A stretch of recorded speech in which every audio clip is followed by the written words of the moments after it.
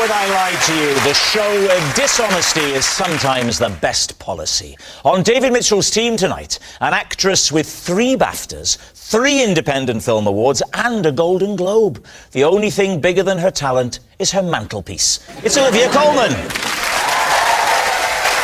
And a singer-songwriter who recently became a father, which explains why he was so keen to come out tonight. It's Aston Merrygold. And over on the Mack team tonight, a comedian with more hang-ups than a PPI call centre. It's Richardson. And a TV presenter who loves rare animals. Personally, I prefer mine well done. It's Michaela. We begin with round 1, Home Truths, where our panellists read out a statement from the card in front of them. To make things harder, they've never seen the card before. They have no idea what they'll be faced with. It's up to the opposing team to sort the fact from the fiction. And John is first up tonight. After just 1 lesson, I had to give up learning the guitar because I found my teacher too good-looking. David's team. How old were you when you had these lessons? 30... something. I'd say it was 3 years ago. It's well known you can't learn anything after the age of 27. That's it. Whatever you can do when you're 27, that's what you do. Forget anything else. How is parenting going, Dave?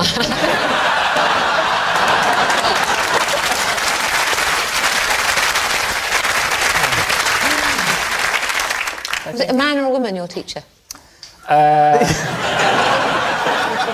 Which is funnier. It was a man. And were you attracted to him, or you just found him objectively so good-looking that you thought this is intimidating? I am recently married. This is a threat to me. My wife booked me some lessons as a gift. He came to my house. I felt he was too good-looking to exist in my house, and I simply never phoned him about the second lesson. Paint a picture for us of this man, maybe using Lee as a base point. I mean, if you can picture almost the opposite. There's no need to go that far, John. He arrived on a bicycle. That upset me. Sweating. Guitar on his back. He was Spanish. That upset me. Very ahead of my time there, Brexit-wise. This was before the vote. In fact, I actually organised the vote as a way of getting him out of the country. Said something like, Can I bring my bike into the house? I mean, I was all a quiver. Yeah. I think I said, you can bring whatever you like, Alberta. I want a visual picture. I mean, what colour were his eyes? Have you ever seen a sunset? Was your wife clearly thrilled to see him? She was upstairs, luckily. And why the guitar? Are you into guitar, or did she just want you to play guitar? I want to learn the guitar. You don't need to learn an instrument to be in a band, do you, Aston? You can sell like 10 million records without playing a guitar, so you'll be fine. Boom!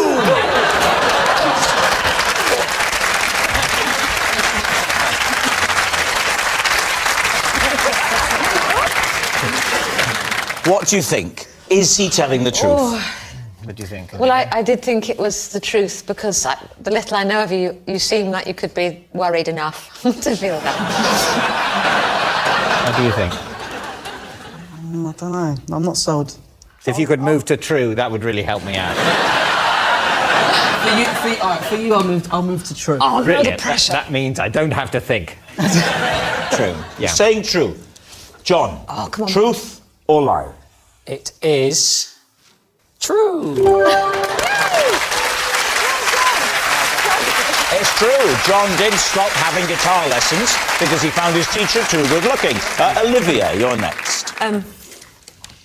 Possession. Ah, right, OK. There's a box under the desk. Now, there's a card inside it. Could you read the card out first? Then, when you've read it, take the item and place it on top of the desk. Whenever I need to cry in a scene, I ask the director to hold this up behind the camera. There's something about it that helps the tears to flow. OK, and then take out the object and just pop it on the desk.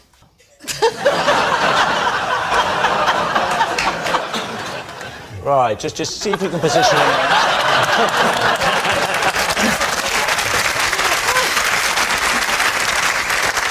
Please, team. What is that? It's a cat. It's a But he glove looks a bit puppet. like he's been treated badly. Well, he has been treated badly because someone's cut his back legs off. I know. And how long have you had this badly treated cat? About 20 years. So since you were about 7?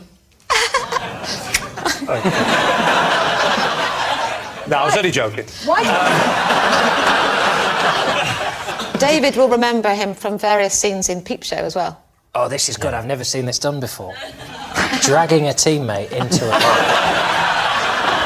So he would sometimes hold the cat. So maybe it wasn't the cat that made you cry, maybe it was... Never thought that through. Yeah. I wasn't on set for Broadchurch, so...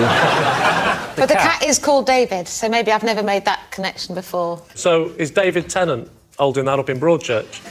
It's the director normally behind the camera. Right. But And he, why if you is... look. I know. Could I have David? Okay, just please? be nice Not to you. him. Thank you. What if you two were to sort of improvise a dramatic scene? Right, you're telling David, he's playing your husband, ludicrous, that you've met another man and you're going to leave, but you're sad because you have 6 children, you're going to miss them, it's not going to be easy. Ooh. I, at a given point, Okay. will pop it up, and when I pop it up, I want you to let the tears flow. Okay. Whenever Rob pops it up, a woman cries. I didn't hear that. I only assume it was very It'd insulting. be something snide. OK. Off you go. Okay. Hello, darling. Hello, darling. I'm afraid I'm running off with Alberto, the guitar teacher. Alberto, what, even after I voted for Brexit? I just couldn't help myself. If only they'd trigger Article 50 more quickly, he'd be gone by now. I'm getting some political satire in. Are you all right, darling? Yes. Sorry. I will try and keep it together. I'm really sorry.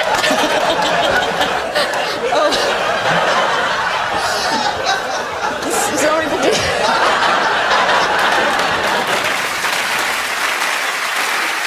Is it possible to look at the cat to see if it looks 20 years old? Because I think a... If you throw him to me, I'll throw him over to John. No, I'm not throwing him. Don't worry, he'll land on his feet. To be gentle. Thank you, Aston. That's very kind. Oh, did you see that? That was a good quite catch. good, wasn't it? Is that what you do on Spring Watch? You just pull the blue tits out of the sky. Let's have a look at this blue tit. And now an owl. He looks a bit... He looks Really battered. manky. Isn't He looks battered. But Can you smell it? Go on, have a sniff. 12 years old, that. So what do you think? Truth or lie? Michaela? I think you're way too good an actress to need something like that. So you say it's a lie? I think it's definite. I think I would have read it in an interview. Yeah. So you're saying it's a lie? Yes. OK, we'll say it's a lie. You say it's a lie. Olivia, was it the truth or was it a lie? It is, in fact, a lie. Oh, thank goodness. Yes, it's a lie. Olivia doesn't ask the director to hold up a glove puppet to make her cry. Our next round is called This Is My, where we bring on a mystery guest who has a close connection to one of our panellists. This week, each of David's team will claim it's them that has the genuine connection to the guest, and it's up to Lee's team to spot who's telling the truth. So please welcome this week's special guest, Justin.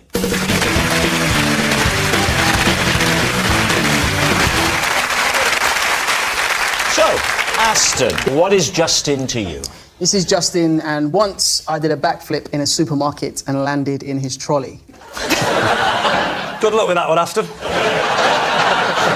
Olivia, how do you know Justin? This is Justin. He is my neighbour, and he has had a parcel in my hall for the last 7 months.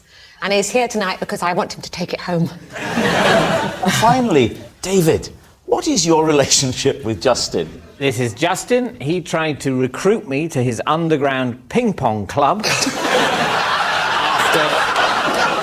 after being wowed by my skills with the bat.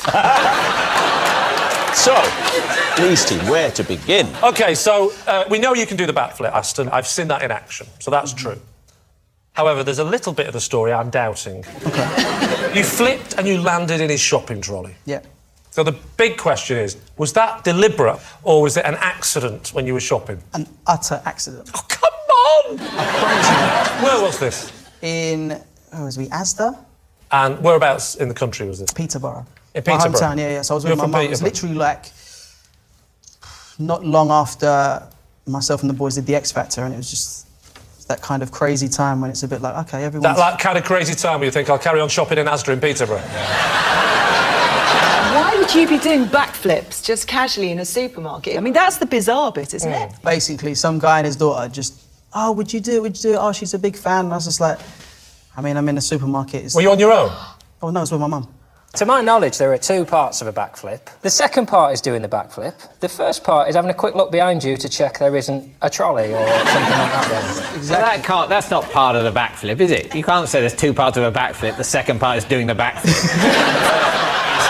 You could say that about anything. There's two parts of writing a symphony. The second part is writing a symphony. The first part is the day before you write a symphony.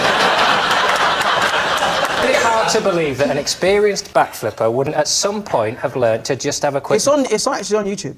It's on YouTube? You can check it. I can check it? Yeah. Well, then stay there. This is one of the easiest rounds we've ever had.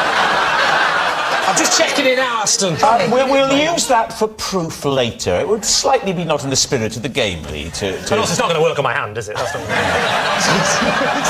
You see? Better actor than you thought, Rob.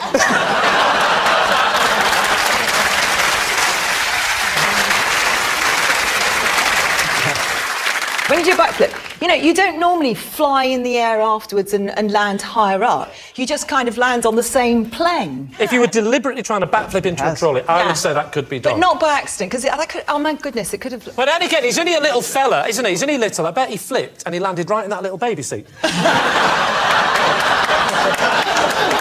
then off he went and started his life with a new family. Are you claiming that you landed on your feet?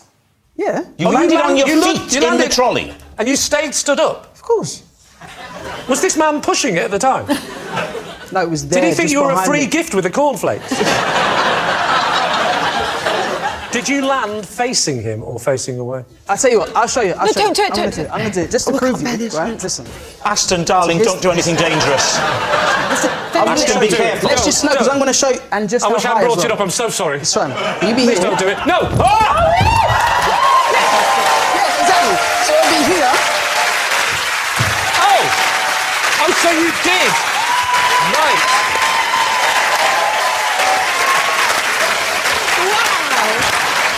I'm sorry, I take back everything I've said. However, you're still lying.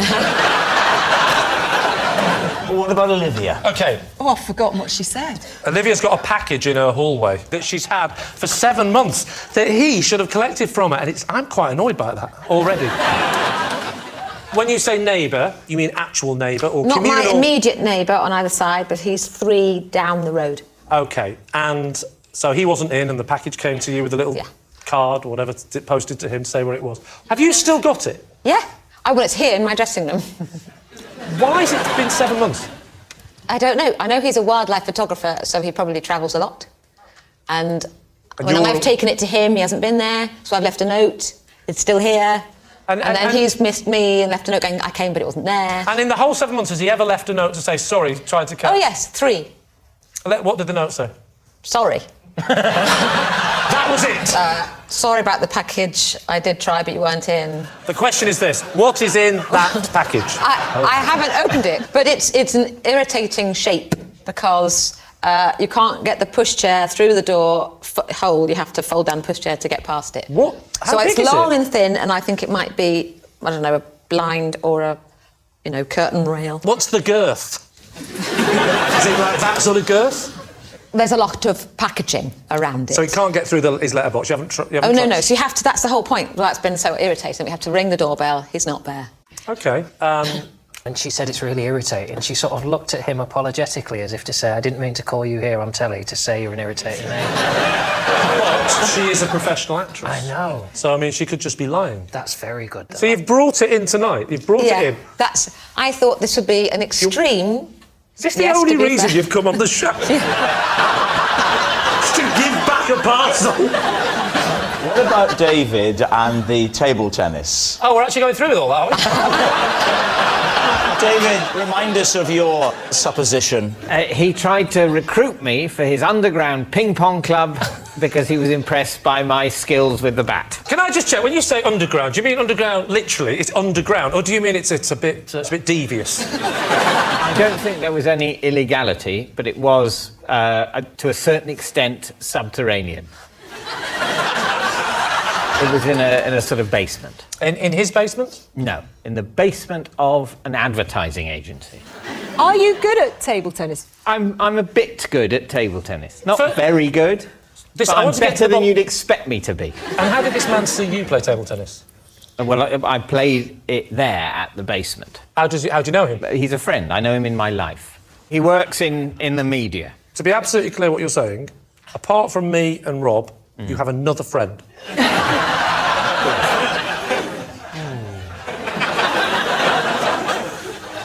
You said, David, in your statement, he was wowed by your table tennis. Yeah. I've seen you play table tennis, but I don't picture you as being particularly adept at any sport.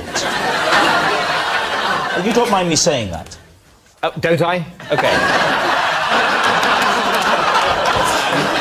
Good to know, because I was wondering what I was experiencing. But talk me through your serve. Well, I sort of go... That's a bog standard. You don't do... No, because I like to keep my tongue in my mouth. Right, ready? OK. I played it to your forehand, you idiot. Well, I couldn't see the ball's invisible. Because you're not an actor of sufficient imagination. If you were a better actor, Rob, you'd know which side that you serve. Do you want me to serve to you, David? Well, don't stop playing with him. No. It's all right, we can get it over. No, stop it. Give me your bat.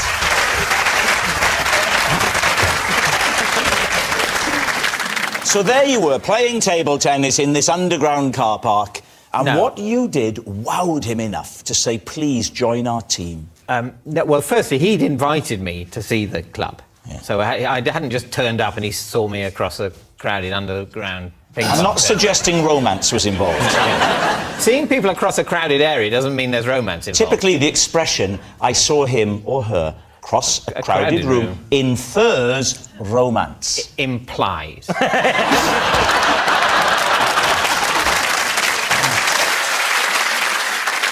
Well, we need an answer. So, Lee's team is Justin, Aston's shocked shopper, Olivia's neglectful neighbour, or is he David's ping-pong pal? I think anyone that's prepared to stand there that long while all this is going on is a wildlife photographer. Or one of the others, and he's been told to stand there for that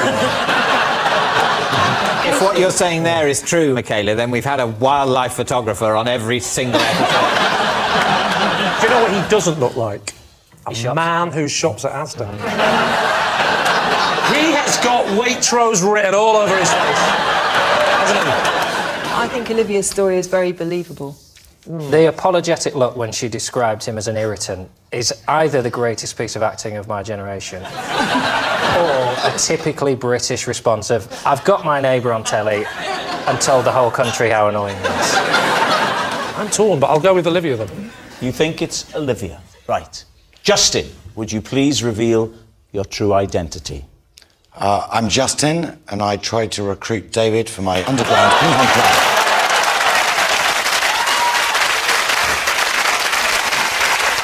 Yes, Justin is David's ping-pong pal. Thank you very much, Justin. Which brings us to our final round, quick-fire lies, and we start with It's Aston. A bodyguard once rushed me to safety after a fan went to extreme lengths to get into my hotel room. Oh, this is ringing bells with you, Lee. Off you go. What was the extreme lengths this fan went to? Basically, we unloaded our suitcases off the tour bus and she had got herself into a suitcase and planted it. Was she called Mrs. Houdini? What are you talking about? Obviously, someone must have put her there. Was it zipped up? I think so. So I'm picturing it more like Scooby-Doo, like a potato sack tied with rope, and it's sort of moving. And they're saying, whose bag's this? And she's like, no one, just take it to Aston's room. Was it a woman or a man? Oh, no, we were told it was a girl. So you never saw this girl? Might you have packed her in the previous hotel? You know, it's a bit of a crazy night and you're packing your stuff, and the next thing you know, she turns up at the next Premier Inn. Yeah. Did you get any description of this girl? She was all right, apparently, but that was...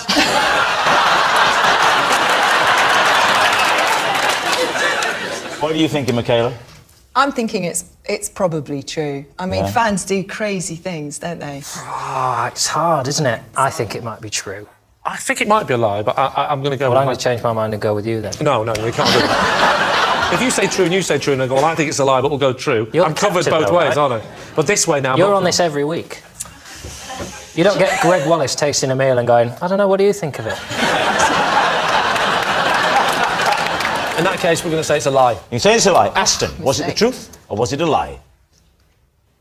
It's true. Oh. Next, it's Lee. I once refused to help a hang glider who had become tangled in a tree because 2 hours earlier he had been rude to me in a car park. David C. I love it. How high up in the tree was he? He was about 2/3 of the way up of the tree. You probably want to know the height of the tree, don't you? Yes, please. The height of the tree was about how high he was plus a third. So he wasn't 2/3 about the tree, he was 3/4. He was... If he was 2/3 of the way up the tree, then the height of the tree was how high he was plus a half.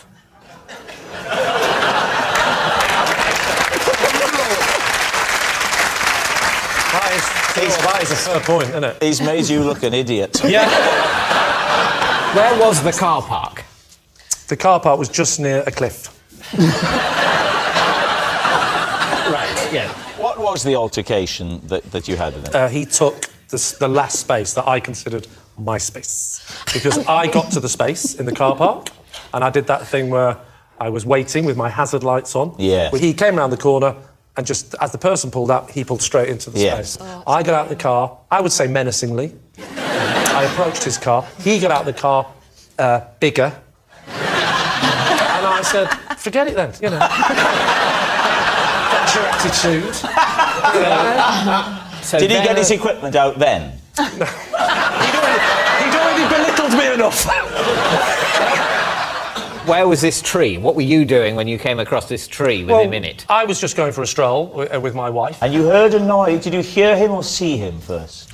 I heard him first. You heard him. What was the sound that you heard? You're talking to your can you imagine wife? a kite hitting a tree, times that by 50, and then add a human? That is what it sounded like. Ow! Obviously, I took the smart-ass approach and I went, oi, think you'll find I was going to park there?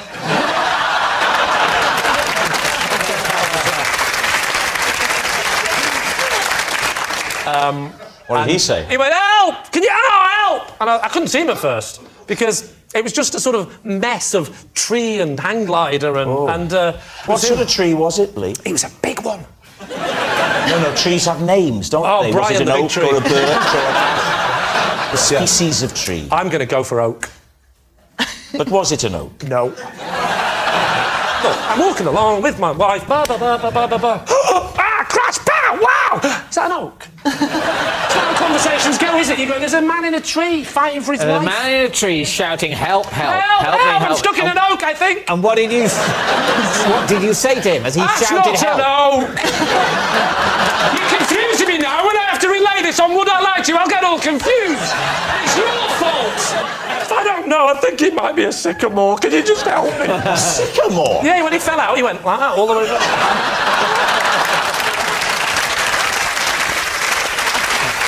And what did your wife have to say about this? My wife said, we must help him. And I said, I refuse. I absolutely refuse. And she just went along with Nope. She climbed that tree. Yeah. She climbed that tree. With her bare hands? No, she got human hands.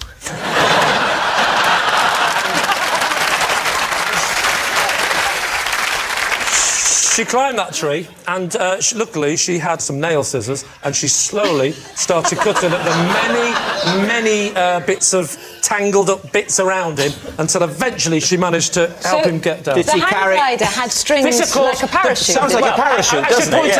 I should point out, I'd walked away, and this is just the story that my wife recounted. And then when did you next see your wife? I still haven't seen her since. So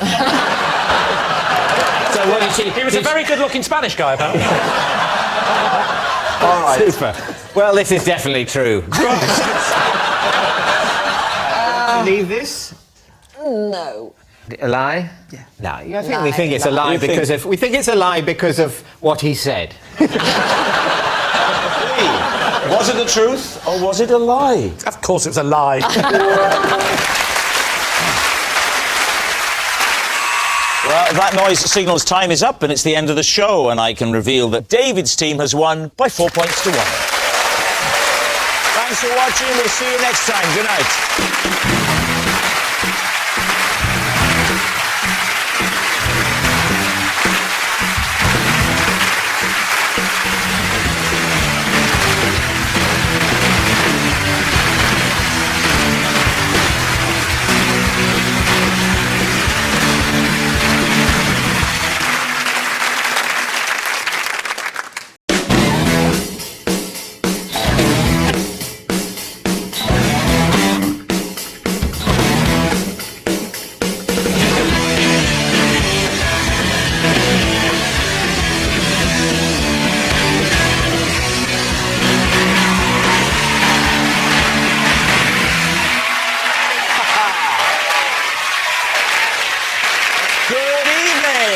Welcome to Would I Lie to You, the show with tremendous truths and humongous lies. On David Mitchell's team tonight, a man whose TV show is called Richard Bacon's Beer and Pizza Club. Not only is it good fun, but if it comes on TV more than 5 minutes late, you get free garlic bread. It's Richard Bacon! And the man who gave us Touch the Truck, Pets Win Prizes and Hole in the Wall, yet still no BAFTA. It's Dale Winton! And on Lee Mack's team tonight, a TV presenter who's so immersed in the culture of horse racing, when she buys a new pair of shoes, it's all she can do to stop herself nailing them on. It's Claire Balding! And a comedian and star of the very realistic Call the Midwife. I didn't watch it myself, I just stayed the other side of the screen and offered encouragement. It's Miranda Hart! And so we begin with round one, Home Truths, where our panellists each read out a statement from the card in front of them. And to make things harder, they've never seen the card before, so they've got no idea what they'll be faced with. It's up to the opposing team to sort the fact from the fiction. Dale is first up tonight. OK. As a child, rather than sleeping with a comfort blanket or teddy bear, I slept with a potato. Lee Mack, what do you think? Was it the same potato, or did you have different potatoes over the years? Well, that was the problem, because you get attached to a potato. So when you get attached to a potato, it's rotting a bit, but your comfort, it's like your teddy bear's, it smells of your old teddy bear, or whatever it happens to be. The potato is my favourite potato, and I used to draw on it. So it was one potato the whole time? The actual truth is, it was taken away from me, and I cried and I cried and I cried, but they threw it out. So it took me like another 3 or 4 weeks to get used to the new potato. Dale, do they have names, your potatoes? No. You 'cause slept with a potato that you didn't even know its name? Well, Yes, slag. Did you hug them? Did you have them close to your face? I used to put it on the pillow like that, and I used to bash it. Why did you bash it? Is that how you show love, Dale? What's the bashing? Well, I used to let the dent it made in the pillow. Oh, so you'd bash it onto the pillow and then you'd And then I sleep. would take it out. So that's where you're going to bed later. Be honest, Dale. Is the truth of this story that your parents would shout through the door, "What are you doing in there?" And you'd say, "Nothing, just bashing the potato"? You haven't asked me why I stopped, and this is why you'll realise. Oh, Dale, why did you stop? Because Mrs. Marks, who was our next-door neighbour, I heard her talking to my mother in the driveway, and I heard Mrs. Marks say to my mother, "Is he still sleeping with the potato?" I think that they've been talking about it, and she probably said to Mrs. Marks, "Did any of your children ever want to sleep with a potato?" So what are you thinking, Lee? Miranda. I sort of want it to be true because he's so sweet. Yeah. I do think the two winning things are that that's where you're going to sleep and Mrs. Marks. Well, do you know what? Is he still That's the sleeping thing. with I think Mrs. Marks exists. Yeah. And I like Mrs. Marks. I know what she represents. She represents the sanity of the street. And the beauty Whereas is... the Wintons, they're all over the shop. So what are you going to say, Lee? What's it going to be? What do you I think? think You think it's true? I do think it's I true. think it's true. All right, I'll go with my team and say that it's true. You're saying it's true. OK. Dale Winton, the potato in the bed. Was it the truth or was it a lie? I have slept with many things over the years because I'm a very old man, but I have never slept with a potato. It's a lie. Yes, it was a very convincing lie. As a child, Dale didn't sleep with a potato. Richard, you're next. OK. When I worked in McDonald's, my long-term girlfriend joined the queue to my till, and when she got to the counter, she dumped me. Lee. So how old were you? I was 18. I think I was 18. OK, so you're 18 years old. How long did you consider a long-term girlfriend to be when you were 18? Well, she was actually my first girlfriend. Her name was, presumably is, Kate. Not in touch, she could have died. I mean, I don't know. You know, Yeah, look on the bright side. Kay dumped you. Was she special? she was. It's a special K joke. I'm not explaining it all. Am I allowed to mention Special K, Rob, or do I have to mention Crunchy Nut Cornflakes? Well, I think when it comes to breakfast cereals, there is one that stands head and shoulders above all the rest. So how long was long-term? 2 years. But when you're 18, that's a long-term Can you relationship. remember what she said to you? I can't actually, Miranda, no. But what made it doubly heartbreaking was I loved that job. And What? Well, you didn't get sacked, did you? no, but I loved the job, and then she came in and broke my heart at this place that meant so much to me, and that added to the emotional impact of what she said. What was it about the job that you love so much? Let me tell you a fact about this place. This is amazing, right? The regular meat, which is the meat that goes in their signature burger, it goes from frozen to fully cooked in 44 seconds. I found this amazing. Fascinating. Well, I wonder why she dumped you.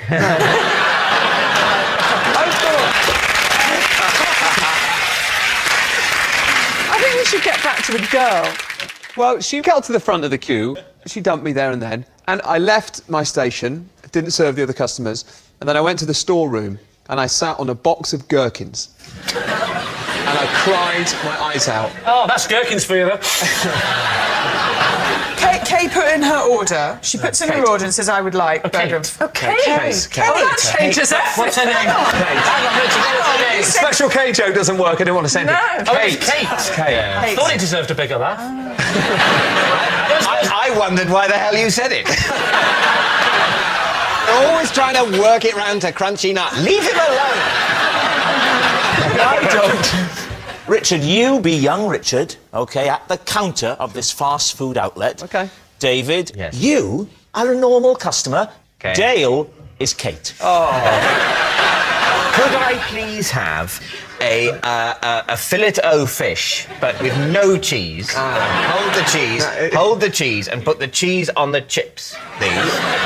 But not with cheese and bread. Excuse me, where are the toilets? They're actually just next to my till, actually. The door's just about there. I'll see you later, Kate.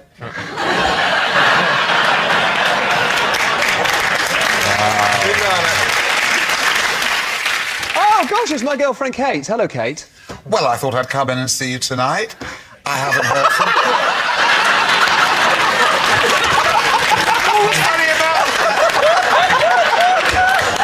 Oh, it's Meryl Streep in The Iron Lady.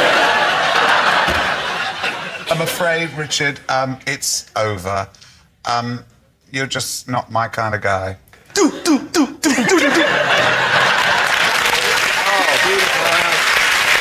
Beautiful. So what are you thinking, Lee? Does this sound credible to you? I'm suddenly going truth, and I think he was dumped in a queue at said burger joint.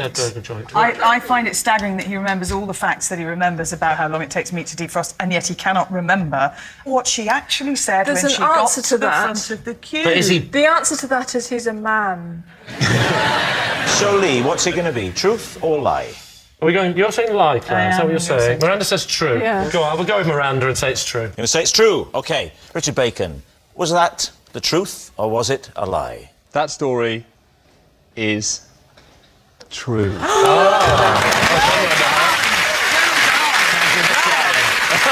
Yes, it's true. When Richard worked in a fast food restaurant, his long-term girlfriend joined the queue to his till and dumped him when she got to the counter. And then, to rub salt in the wound, she ordered a Happy Meal. Our next round is called This Is My, where we bring on a mystery guest who has a close connection to one of our panellists. Now, this week, each of Lee's team will claim it's them that has the genuine connection to the guest. And it's up to David's team to spot who's telling the truth. So please welcome this week's special guests, Robert and Will.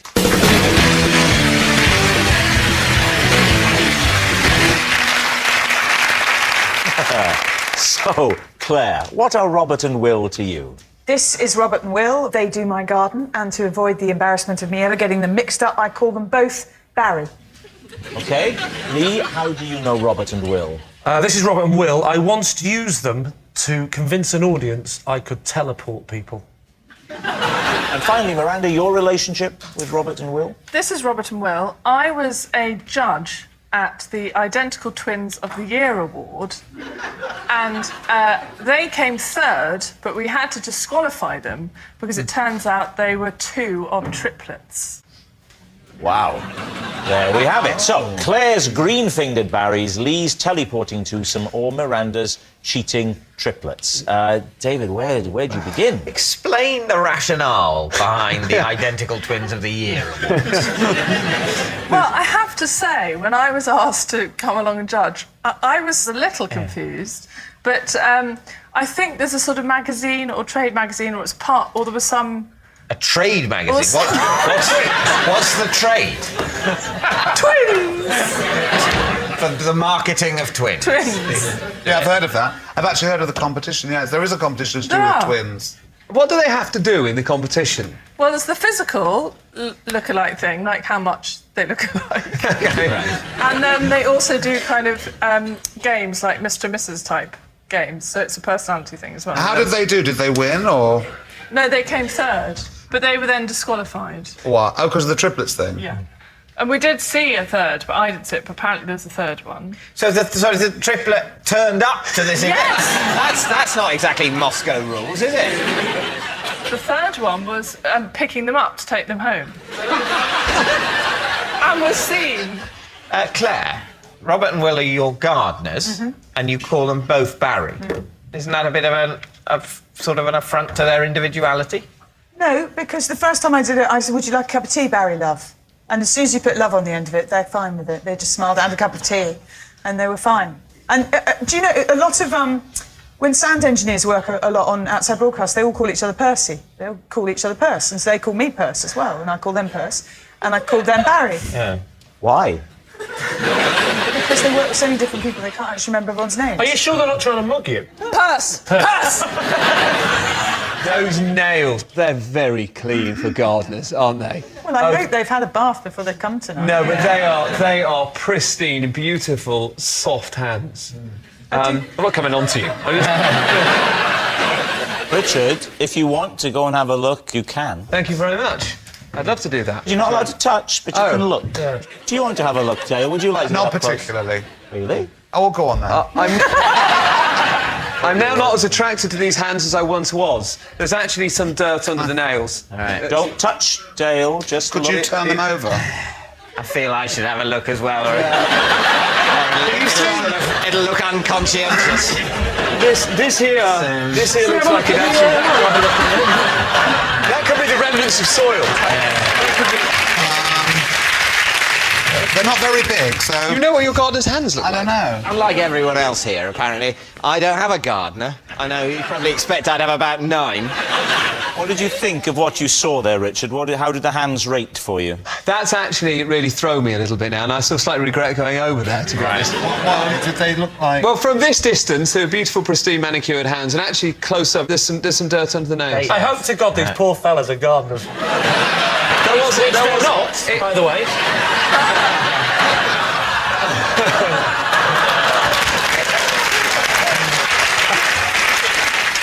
Lee. Yeah. Now, you're going to bother going through this one, aren't you? What was this particular show? You were trying to pretend to the audience that you were able to teleport people. Correct. Was it a stage show or TV show? Was it a stage show or a TV show? Oh, that's funny. Are you an interpreter of Dale? I thought you'd said it. I'd missed it, so I was asking my team captain. So what's your friend saying, David? What was it? A stage show or a TV show? OK. It was a stage show. And where was it on? It was on at the Hackney Empire. And when was it on? It was on in the mid-90s. And what was it called? It was a new act competition for new people, and I thought I'll do a magic trick because it'll impress everyone. Yeah, make up for the comedy. What you say at the end? I'm sorry, everyone, but I can't teleport. Talk me through the act. What did you do? Good, magic circle, love. Magic circle. Right. Can't tell you anything. So, what's the illusion we're supposed to be seeing? So I'm not going to tell you how much it's a magic circle. You're not going to say how you made it look as if you teleported. Oh, I see. You're very wise. I'm not giving away my secrets on television. So go on, Lee. What did you do? You're there on the stage. The audience are enwrapped. So I come on and I bring someone out the audience, and then I put them in a box at one side of the stage, or in a cupboard, actually. I put them in a cupboard. And then I do a bit of the showbiz magic. Yeah. Said a few words, not remember now. Might have been Alakazam.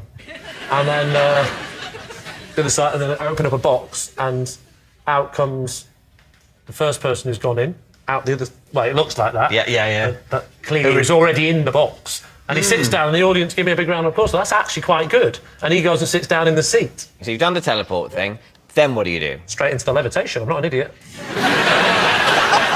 Actually, as a technique for a magic trick and trying to make it look as though someone's magicked across the room, it's actually quite clever using identical twins. Do you still do it in the act, don't tell me, tell the judges that night. Well, how did you do? Awful. Came third. Turns out I was a triplet. Right, we need an answer. So, David's team. Are Robert and Will Claire's green-fingered berries, Lee's teleporting twosome, or Miranda's cheating triplets? What do you think, Dale? I think it's Lee. I think he's telling the truth. OK, Richard, what about you? I don't believe Lee, and they had a bit of soil on their hands, I think the gardeners. David, what about you? I don't think Lee did a random magic trick at the beginning of his tryout spot at the Hackney Empire in 1995. Maybe he did, but I don't believe it. So I think I agree with Richard. I think it's Claire. You think it's Claire? Yeah. OK, here we go. Robert and Will, would you please reveal your true identity? I'm Robert. I'm Will, and Lee tried to convince an audience that he could teleport.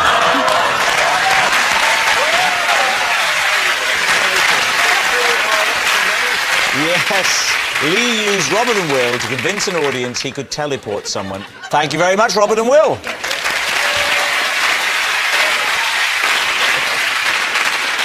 Which brings us to our final round, quick-fire lies.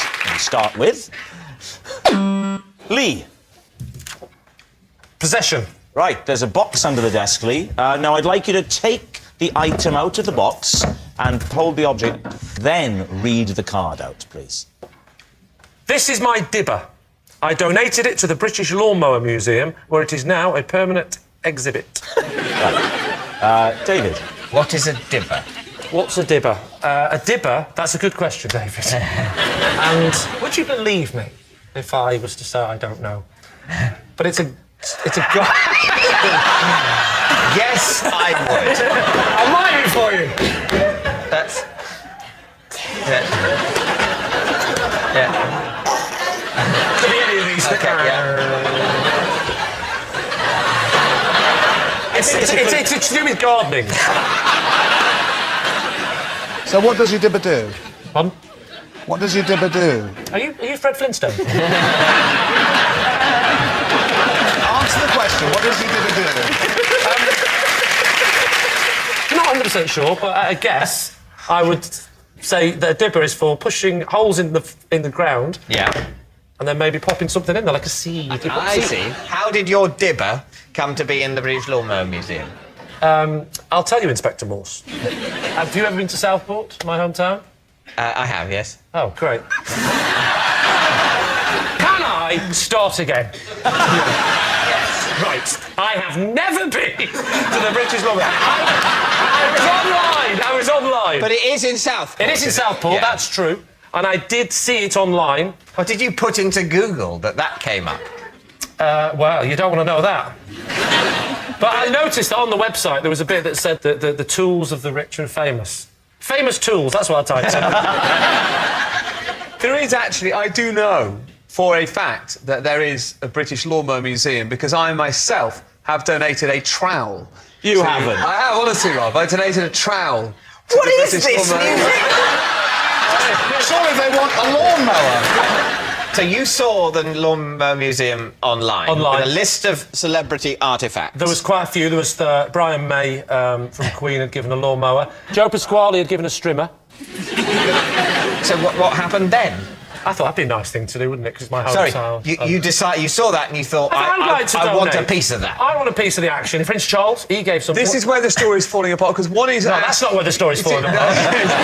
Well, one is asked to donate to... I wanted to donate something. I thought it'd be quite nice to have something of mine, because it's my hometown. So you picked up the phone? I picked up the phone. You're still doubting my abilities, are you, Dave? It is not your ability to make a phone call. Who made the phone? Are you seriously saying that the fact that you could have physically made this phone call means I should believe that you did? You say, look, I could have made the call, I'm physically capable, therefore it happened, David, end of story. I picked up the phone, I phoned them up, I said, I'd like to donate something. They said, what have you got? I said, dibber. You knew its name? Well, actually, yes. You knew its name, but you didn't know what it was for? That's actually not true.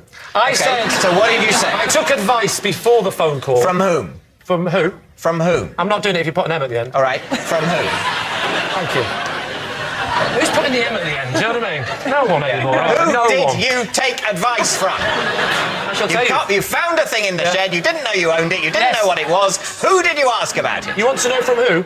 I want to know who you asked about that object in order to find out what it was called. I shall tell you. Well, please. David Tennant, or as I call him, Doctor Who. You asked Doctor Who. Doctor Who. Who did you ask? Tom Baker. There are 7 billion humans on Earth. Please, let's not eliminate them one by one. I asked my wife. So, David, what do you think? Is Lee telling the truth or is he lying to us? Dale? I don't believe a word of it. If it is true, it's one of the best acting performances I think I've ever seen. Thank you. If it's true. If it's true. You think it's true? No, I do not. No, it's a lie. OK, David, what are you going to say? We think it's a lie. You think it's a lie. OK, Lee, truth or lie? It is, in fact, true.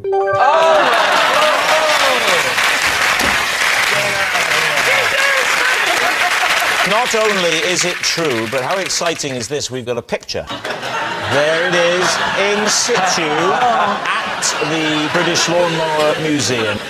Yeah, it's incredible, isn't it, eh? Just a simple tool who donated his dibber to the British Lawnmower Museum. Next. It's Miranda. I once embarrassed myself in front of the local vicar at Christmas. Is that it? Vague, isn't it? Is that all we're getting? Well, no, we can get more. What happened? Well, It was Christmas, and the vicar had to come round to my aunt and uncle's where I was having Christmas. The sort of drinks, I think. I went to sit next to him and sat on the edge of a sofa. And as I sort of sat back like that, I broke enormous wind.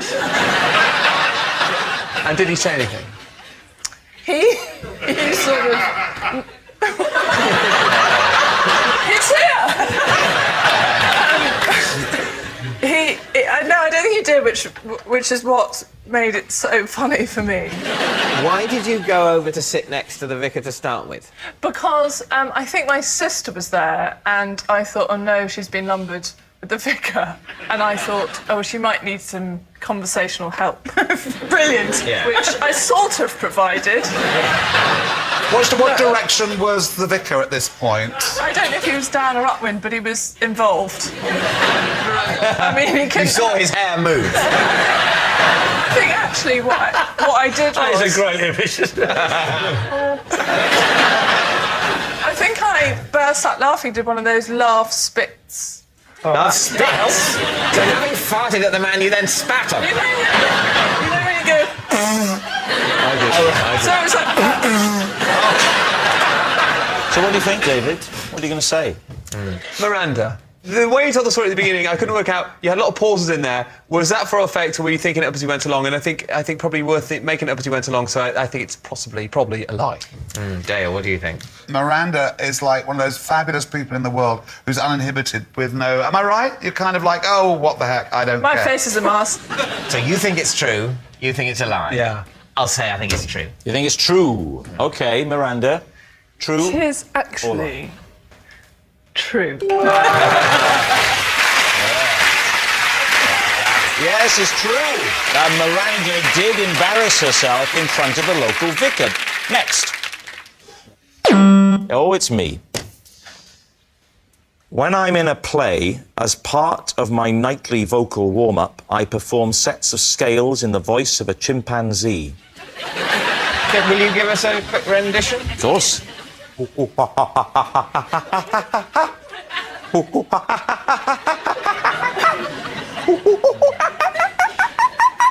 It's just, you just go through the scales as a chimpanzee.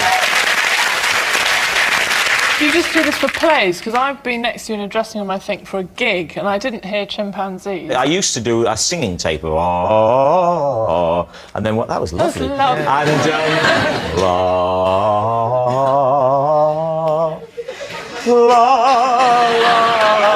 that's really is lovely. Don't blow your nose.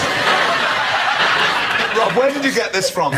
Who was it? Another celebrity that gave you the idea? No, it was one night I was doing it, and the other actor said, when I started going, to just relax, he said, you sound like a chimpanzee. So then I went, and I found it really opened up the diaphragm, and it actually worked. Can you go the other way?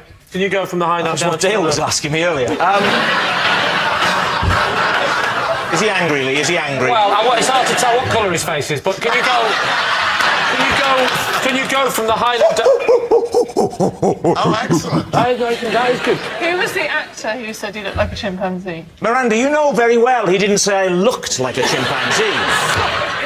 You're not going to trip me up like that. It was Kenneth Branagh.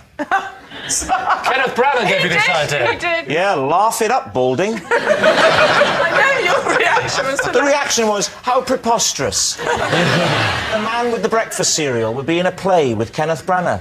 Yet it was true. So what are you thinking? Mitchell, Winton, Bacon. I think it's true. You think it's true?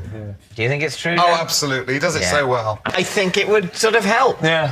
What about you? Balding, Mack, Hart. That sounds a series of illnesses, that. I'm afraid you've got balding Mack Hart. So what are you going to say? I think he's probably lying. I think it's true. Imagine You're you saying and true, Branagh you're in saying the it's a wings lie. having a right old hoot doing that together. You say... No, I'm going to go with Claire. You're going to say lie? Yeah. You're saying lie? You're saying true? True. It is, in fact, a lie. Well done, It's It's a lie. When I'm in a play, I don't perform sets of scales in the voice of a chimpanzee. Oh, that noise signals time is up. It's the end of the show. I can reveal that Lee's team have won by 4 points to 2. But of course, it's not just a team game. And my individual liar of the week this week is Dale Winton.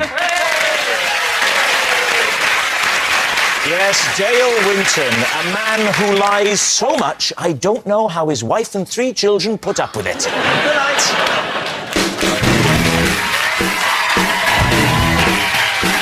Would you believe me if I said that actor Damian Lewis is tonight's guest host?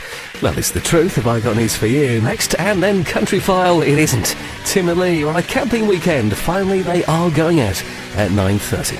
Or if it's drama you're after, head over to BBC 3 now for brand new Lip Service.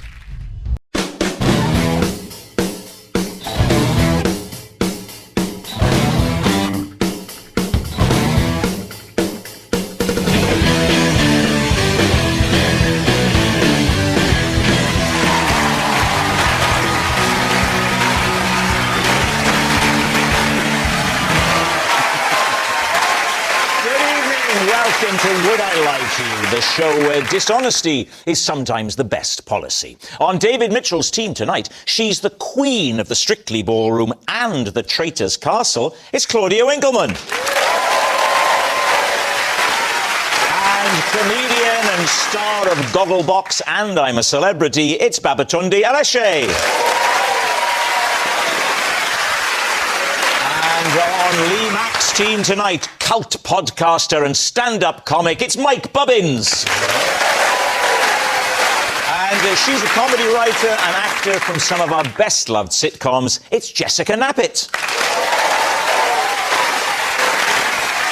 We begin with round 1, Home Truths, where our panellists read out a statement from the card in front of them. To make things harder, they've never seen the card before, so they've no idea what they'll be faced with. It's up to the opposing team to sort the fact from the fiction, and Claudia is up first. OK.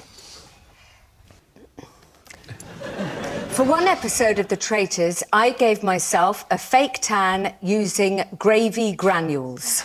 These two. Wow. OK, do you have a normal fake tan? I didn't have it there because I was in the castle, so what I thought was, let's use something. Was there a brand or a type of gravy? I don't think I'm allowed to say a brand, but yeah, well, because you can't think of one. Was it early on in the record? Was it the first episode? It was not the first episode. It was, I don't know, like Ep 5, Oh, round table. Fine. In you go. You know what I mean. You're wearing tweed. What do you need? Correct. Granules. What about the first 4 episodes? The first 4 episodes, it was quite sunny. No, it wasn't. No, it wasn't sunny. What did you do for the first 4 episodes? This is very good. I had a spray. Right. Like, I don't know why you're, like, so obsessed with detail. So this is the question. So suffocating. spray, Like, be cool, be cool. Go with the wind. You know, I went up. Traitors, gravy granules, move on. If you're ever up for a crime, never talk like this in court. Yeah. Have you said where the gravy granules came from? Yeah, a shop. Weren't you in the middle of nowhere, weren't you, up there?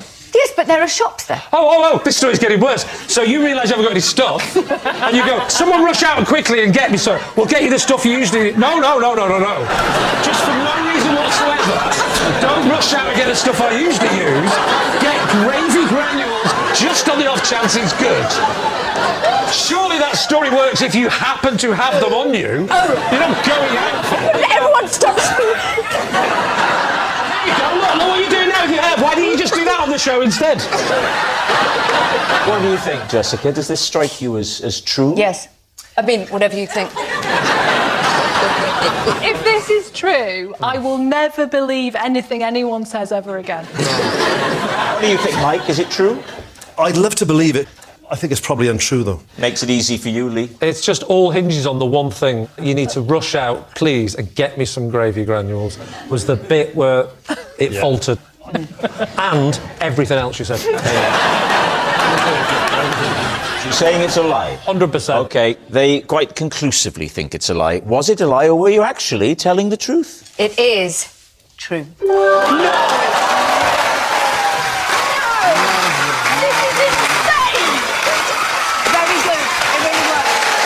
this is true.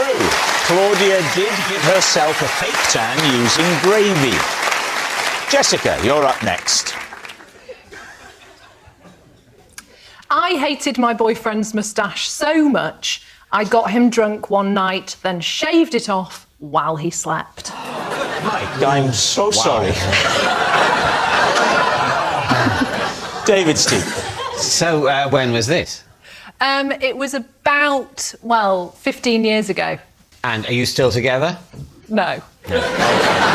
What kind of moustache did he have? Was it the one that curls up, or was it like his? The problem I had with it was that it wasn't a proper moustache. Oh.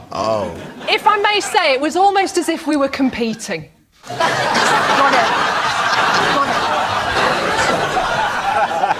Was it a dry shave, or did you try and like put a little bit of water? Or... I think she's pushing her luck if she's going to lather him up. Anything for the weekend, sir? Hot toes. He was quite a heavy sleeper. Right. So, why did he decide to grow it?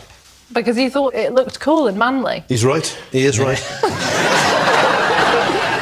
Mike's moustache is a thing to be looked at in awe. Would you have been happy with that? That's a proper moustache. Thank you. That's a sort of New York Police Department moustache, isn't it? You can get a grip on that one. So, Jessica, you do the deed in the night time. Yeah. And how did he react when he woke up, and how quickly did he notice it? It did actually take him quite a while. Because By he which wasn't... point it had grown back, so no harm done. I said that if you shave things, because with women's legs, if you shave them, actually, the theory goes that 3 hairs grow back in the place of 1. It's not true. Well, that can't be true, otherwise you'd have legs like an ape. What was this guy's name? What was his full name?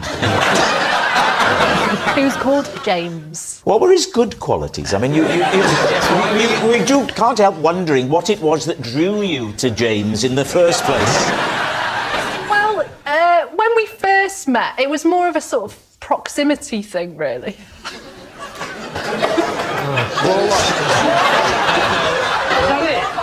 Have you thought of writing for Clinton cards? It's beautiful. Sometimes when you're working with people, you know, work crushes can just emerge out of scarcity, really, more than anything. All right, what do we think? Babatunde, what are you thinking? I'm thinking it's a lie. I'm not convinced by how she explained the story. If I'm honest, I've stopped even considering that it might be a lie. You think it's true? Completely drawn in. What do you think? I think it might be true. True. I think true. Lie. I think true. All right, they think it's true. Jessica, was it true, or was that all a lie? It is a lie.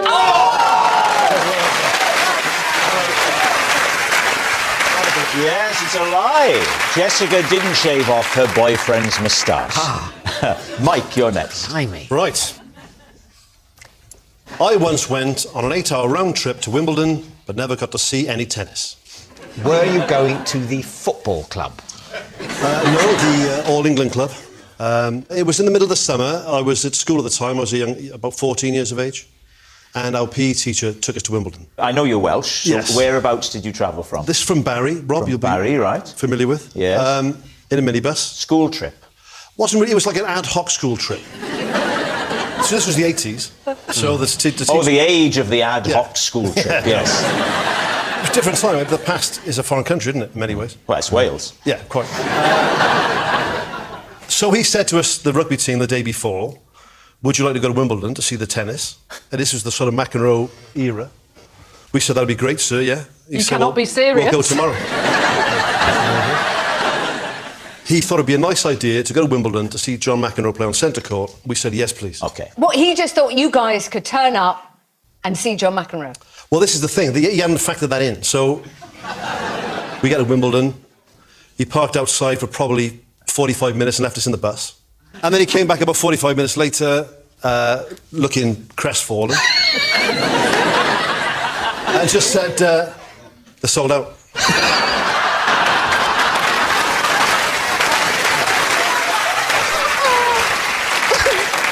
So what happened then?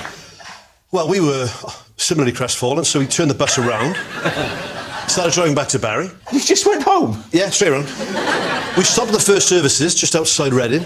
It's not a good one. He gave us some of our money back for the tickets to go and play on the Space Invaders in the services. Said he got half an hour. We got back on the bus. So we get the next services. You had to get out and get some diesel for the minibus. You didn't get that at the previous services at the same time. He's not great at forward thinking, is he? You could see we were disappointed on the second services. You got to make this is a pre-internet age. We had no phones. No phones. Yeah. No internet. No. Yeah. So he bought us all an adult magazine. What? Some adult magazines? Yeah, one each.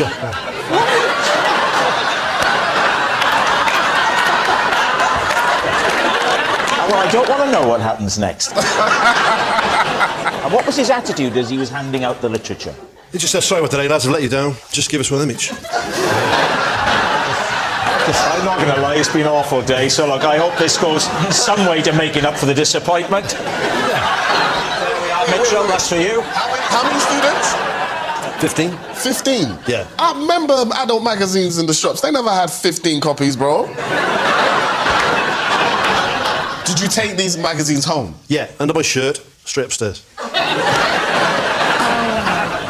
Wow. What do you think? I know, Babatunde, you're uncomfortable with the number of magazines that it's possible to buy. No, for some unknown reason, I believe it. I think it's true. You believe it? I do. It can't possibly be true, but somehow, maybe. So what's it going to be? Well, true or lie, I reckon. That's right. We're going to say true. You're going to say true. So, Mike, was it true or were you telling a lie? It was true. Wow, it's true. Mike didn't see any tennis after an 8-hour trip to Wimbledon. Our next round is called This Is My, where we bring on a mystery guest who has a close connection to one of our panellists. This week, each of Lee's team will claim it's them that has the genuine connection to the guest, and it's up to David's team to spot who's telling the truth. So please welcome this week's special guest, Darren.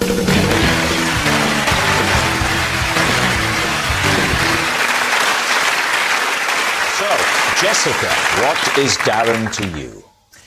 Well, this is Darren, and I went to his wedding dressed as Princess Leia because I had been tricked into believing it was fancy dress.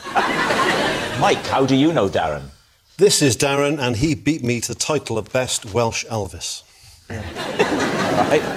And finally, Lee, what is your relationship with Darren? This is Darren. He was going to take me up in his plane, but before we got off the runway, I accidentally set off his ejector seat. So there we have it. Jessica's fancy dress friend, Mike's enemy Elvis, or Lee's propelled pilot. David's team, where will you begin? Jessica, how come you thought it was a fancy dress wedding? Well, Darren, I know to be a Star Wars fan. So you just assumed his wedding would be Star Wars themed? If you'll let me finish. The wedding was on May the 4th. Of course. International Star Wars Day. Mm-hmm. And how do you know him? What's the relationship with Darren? I am her father. He's my old drama teacher. OK. Even if you thought it was May the 4th and he's mad for Star Wars, I think you'd think maybe the bride. Yeah. I don't think you'd wear white. You leave Princess Leia for the bride. Yeah. Yeah, you'd go C-3PO or something. Yes. With her legs, Chewbacca. How come you get invited to the wedding? I don't think I've ever been invited to the weddings of any ex-teachers. We were the first class of drama that he ever taught, and so he did stay in touch with us. Also, you know, it's not every day one of your pupils becomes a famous celebrity who's on telly. So, you know, was there someone else there then? So who was it who told you that it was a fancy dress wedding? I was tricked into believing. By whom? How? Yeah. It was the friendship group and it was on a sort of email chain. It was boring emails, whatever. Yeah, haha, May the 4th. Oh, there was some jokes going round about, is it Star Wars, is it not? And I didn't see the is it not bit. Oh, so you weren't deliberately tricked? Well, that was what initially happened, and then they saw my taking it at face value, and they decided that would be funny, wouldn't it, if we let Jess believe. And how did you achieve the Princess Leia look? Well, you know, your standard couple of buns on the side, and then, yeah, it was a white gown and a belt, because and that was what obviously made it all the more embarrassing. I think that's very presumptuous. There are other Princess Leia outfits you could have gone for. I should have turned up in the gold bikini, should I, David? That was you want, David? Exactly, the fatigues on Endor. That would be just... that would have been fine. Too cash. Who did Darren marry? I think she's called Melanie. Wow. Awkward. Well, it wasn't really about... We weren't there for Melanie, we were there for Darren. No, clearly not. You did everything you could to upstage her. And how did she react when she saw another beautiful woman stood in white? Honestly, she didn't seem to notice, and nobody said anything. I was just horrified. But I just had to take my buns down and just get on with the day. So I've got that embroidered above my bed. Once you'd unhooked the Danish pastries, basically you were just in a white dress with, one laser gun. Yeah. I'll tell you what, I didn't realise that you, of all people, would have this encyclopedia Endor. I mean, laser guns. Are you a big Star Wars fan? Do you know, I've seen some of the films. OK, no, hang on a minute. Most people wouldn't be able to say Endor, which is, of course, the foresty planet from Star Wars. It's not a planet, it's a forest moon. Yeah, everyone... It's a forest moon. The forest moon of Endor. What's this very sandy planet with the twin moons? Not you. David, what is the name of the sandy planet with twin moons? What is it? Yeah, I think it's called Tatooine. Yes! Well done. I don't like this. Right, who would you like to quiz next? OK, Mike. You're an Elvis impersonator, are you? I was an Elvis tribute artist, yeah. Sorry, tribute artist. Yeah. I'm not suggesting you were trying to get into his ISAs or anything. No.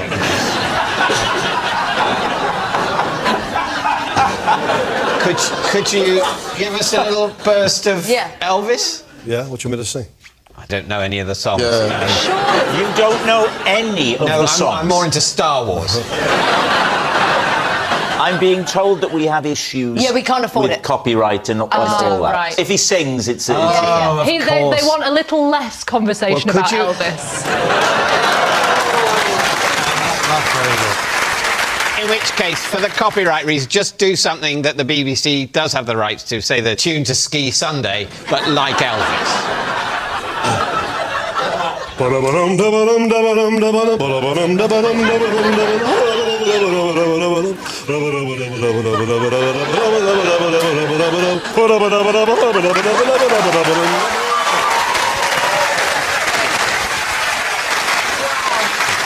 Did you say that you won or Darren won? Darren won. He became the best Welsh Elvis, yeah. And where did you come in the competition? I didn't place. I was outside the top three. It was controversial in my eyes. How many were competing in the... Oh, probably 20 or 30, yeah. Okay. And who was judging this?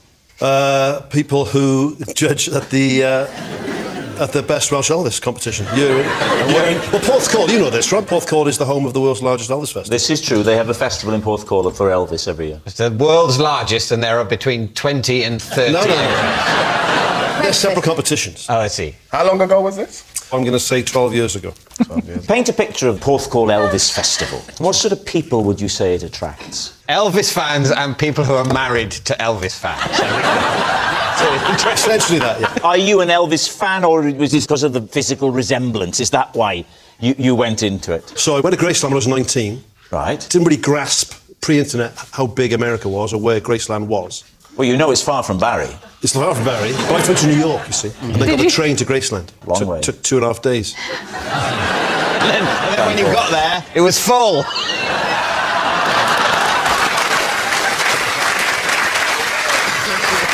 All right. Now, Lee came up with something very plausible.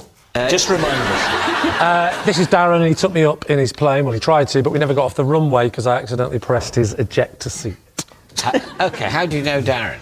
Well, Darren's a friend of a friend. We were in a bar, I think, years ago, and I just got to know him. He was on the fringes of my friendship. And then I got to find out that he was in the RAF, and he also did... rides. He also did... And he also does the displays, you know, like the red arrows, that type of thing. So did you promote him from the fringes of the friendship when you found out? How do you do that without moving your lips?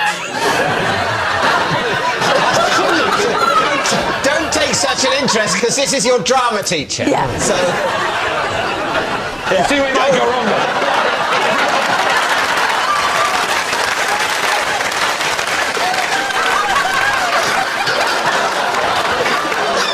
You said you set up his ejector seat. I mean, paint a picture for us. What Right, so I'm not keen on flying. I really don't like flying. So he said, if you're a nervous flyer, I can help you overcome this by taking you on a trip in my Tornado. It's a gentler ride, isn't it? If you're scared of flying.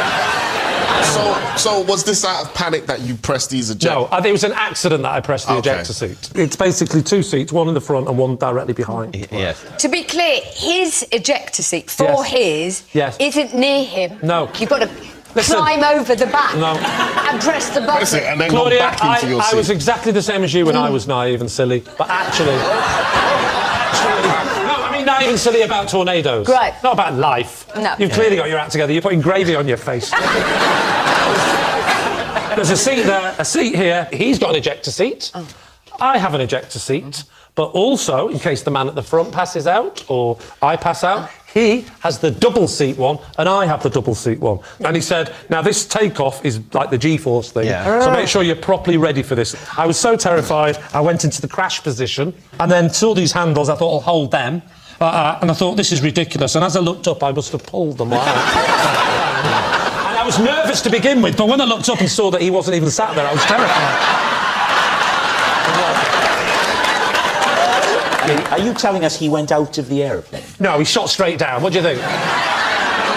It goes very high up, parachute goes off, and he glides back down, and he landed right in the canteen, and he had his lunch. Hang on, OK. Each seat has a handle for itself and a handle for both seats to eject. Is that correct? Maybe. That's what you said. But you didn't say there was a handle that allows the person in the second seat to eject only the person in the first seat and not themselves. Because under what circumstances would that be helpful? Well, he did say if the person in the front passed out. Yes. Well, you want them to go on? You go to hospital and I'll carry on flying. That's a good point. And what happens next? I managed to scramble into the front seat, do that, stayed calm, and just said, Roger, Roger, Wilco, Wilco. The pilot has ejected. Permission to stop the plane. So, yeah, I managed to bring the plane to a halt, climbed out, slid down the wing, landed like that, kissed a young lady, and walked away to some music from Berlin. We need an answer. So David's team is Darren, Jessica's fancy dress friend, Mike's enemy Elvis, or Lee's propelled pilot? Yep. That's the one. It's the third one, isn't it? Well, Lee's story, I mean, it was very, very unlikely to start with, Yes. but the way he describes it has rendered it impossible. So I think we can rule that out. Jessica forgot that Darren was supposed to be her drama teacher entirely and became fascinated by his career in the RAF. So by a process of elimination, Darren must be Mike's friend, the fellow Elvis impersonator. You're saying it's Mike. Everybody is on the edge of their seat. He wasn't when he was flying with me. Darren, would you please reveal your true identity? I'm Darren, and I beat Mike in the best Welsh outfit.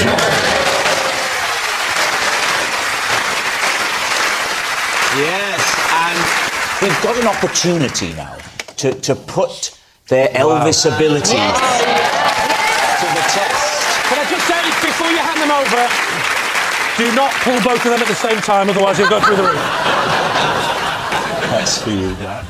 That's for you. Now, we're going to need some music.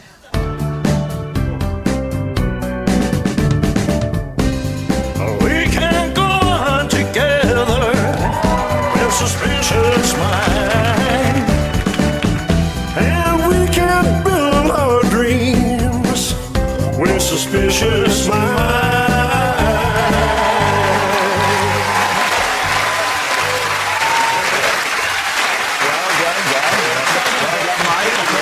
Yes! Darren is Mike's enemy, Elvis. Thank you very much, Darren. Thank you very much.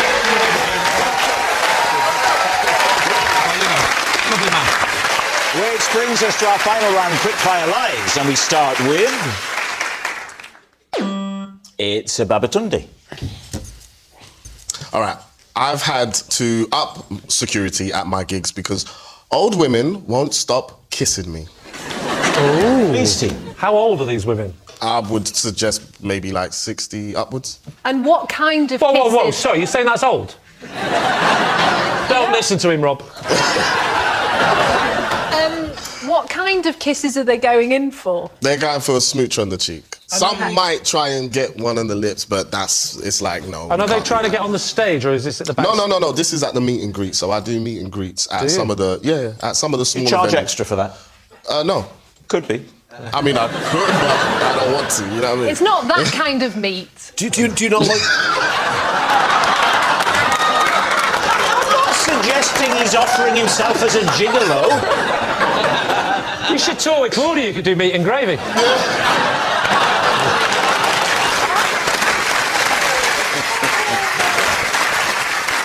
So, how bad does it get? I mean, obviously... It gets bad. Are we talking a bit of hand grabbing as well? Yes. And are we talking a bit of like, when the photo happens, arm round, bit of a squeeze? Yes, I've had that. I've had that. And they say, get off. No. Let me tell you something. I've had a couple, husband, wife, and I've had, like, while we're taking a picture, I've had the wife's hand on my bum. Squeezing it? Yes. Full on. And I'm like, in the picture, I'm like... What are we thinking? Was Babatunde telling the truth? I think he's got an approachable way about it. And especially on the, I'm a celebrity, they share everything. Exactly. Yeah. So they feel like they know him. I think it's true. I think it's a lie, actually. And I think he's just showing off. I'll go with you. I'll say You're true. saying true. Yeah. All right, they think it's true, Babatunde. Was it true, or were you telling a lie? It is, in fact, true.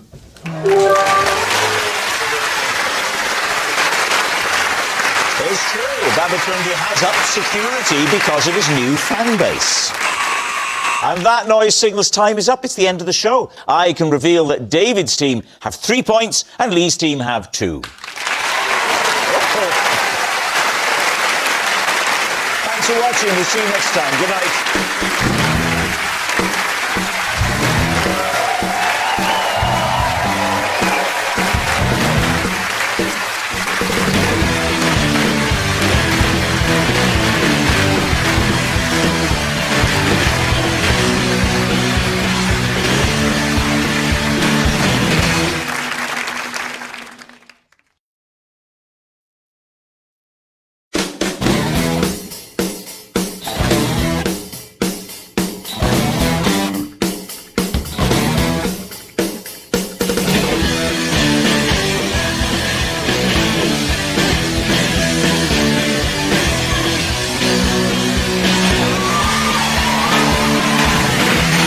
Tonight, or would I lie to you? Use a broadcasting metaphor. It's Eamon Holmes. He waxes satirical. It's Hugh Dennis. And their team captain, Lee Mack. And facing on tonight, I can't say his name. It's Peter Serafinowicz. So fame, it's Olivia Colman. And their team captain, David Mitchell. First, travelling garage analysis in appreciation of your host, Angus Dito.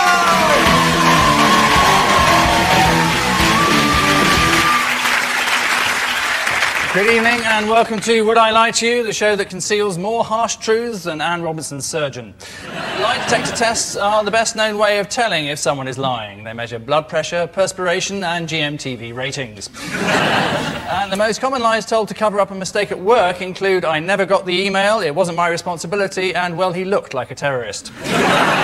And so to round one, Home Truths, where our panellists take it in turns to read out a statement from the card in front of them. To make it extra difficult, they haven't seen the card yet, so don't know if it contains a truth or a hideous lie that we've just made up for them. It will become clear in due course. 28 minutes normally does it.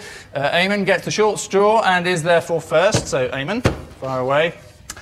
I have an identical twin called Jimmy. Jimmy lives in Canada. Jimmy Holmes. Jimmy Holmes. Jimmy Holmes. James, actually. It was christened James. Right. What does he do there? He sells insurance. He does. And I'll tell you where he sells it. He sells it in that CN Tower in Montreal. Right, wow. Who was born first? Jimmy was out by 2 seconds or so before me. 2 seconds? So what are the differences between you? Do you look absolutely identical, or...? He's very handsome as well, yeah. Is he married? Yes. What's his Eleanor. wife? Oh. Do they have children? Yes. What are they called? I don't know. They live in Canada. I don't really know. But do you sort of have that twin thing of, you know, if Lee were to punch you in the face, would he, you know, wake up in Canada worrying about making his insurance targets, but in fact it would be because Lee'd hit you? You must be in constant pain being separated from your twin by thousands of miles and, you know, huge amounts of relative celebrity. Because he's very well known for his insurance work, I believe. Apparently he sits next to a woman in the insurance office that he really doesn't like called Andrea Turner. Is that true? What would be great is if we all said lie and then you said, ladies and gentlemen, Jimmy Holmes! But when you look round, Eamon wasn't there. He just slid round the back. So, David and co. I think lie. Yeah, clearly it's a lie. Yeah. We think it's a lie. They're saying it's a lie. Eamon, reveal the truth. Thank God it's a lie. Yes, it is a lie. Eamon does not have an identical twin called Jimmy, who lives in Canada. Canada is, of course, the home of Celine Dion, Bryan Adams and Shania Twain, and to think we wasted our time bombing Iraq. Peter, your home truth. Okay. In an advert starring Pele, my voice was passed off as his voice. What was the advert about? It was a... Yes. Was it about football? No, it was about a medical thing. It wasn't this advert that Pele did for impotence, was it? Yes, it was. Was it really? Because he famously did an advert for impotence, didn't he, Pele? What, for people who wanted to be impotent? Tired of being a slave to your cock? Cut it off and eat it. Like Pele. Why have I never seen this advert? Where did you see this advert? Well, Pele did an advert for impotence about 5 or 6 years ago. That bit is true. I mean, that bit is absolutely I'm true. not really in the target market, you know what I mean? Yeah, hang on, to be fair, I wasn't sitting at home after Coronation Street going, shh, this is for me. Did you do like a slogan or something at the end? Or the whole voice was you? It was mostly me, yeah. Why wasn't it Pele? Because he's got a really quite a thick Bristol accent. What did you have to say? It was something like, after a football game, the players like to talk to each other about a lot of things, but one thing they don't like to talk about is erection problems.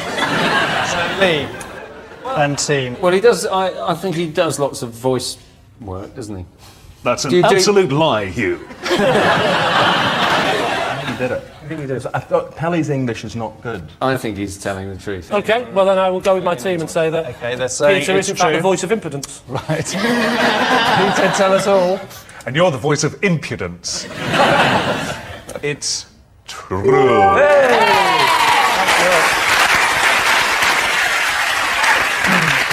Yes, it is true. Peter was the voice of Pele in his advert for male impotence. Companies think carefully about who should endorse their products. If it's men's cosmetics, they get David Beckham. If it's women's fragrance, they get Scarlett Johansson. And if it's frozen sheep's offal in batter, they get Kerry Katona. So, Hugh, your fascinating factoid. Kellogg's offered me a job in their development department after I sent them a list of new cereal ideas. Okay.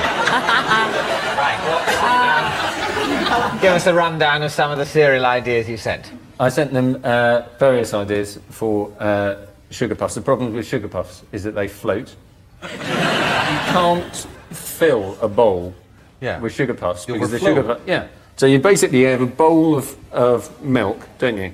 And the sugar puffs all rise to the top. Are you saying if you fill a bowl with sugar puffs and then put the milk on, the buoyancy of the underlying sugar puffs forces the ones on the top out of the bowl? It doesn't force them out of the bowl, but they float. But they float. You can't get much milk in. You can't get as much milk as you want in, or if you put too much milk in, they do go.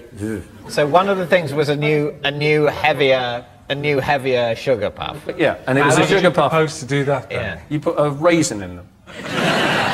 How would you get the raisin inside? Because like a raisin is like the same size as a sugar puff. How would you get that inside? All sugar puffs are. They're puffed wheat, aren't they? So you get a kernel of wheat and you blow air into it, so it just goes. That's all it is. It's no good for you. So if at the point that you go, you fire a raisin into it.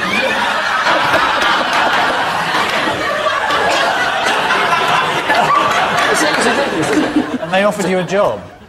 They offered me a job developing solutions to problems with cereal. What are the problems? The problems are that cornflakes go soggy too quickly.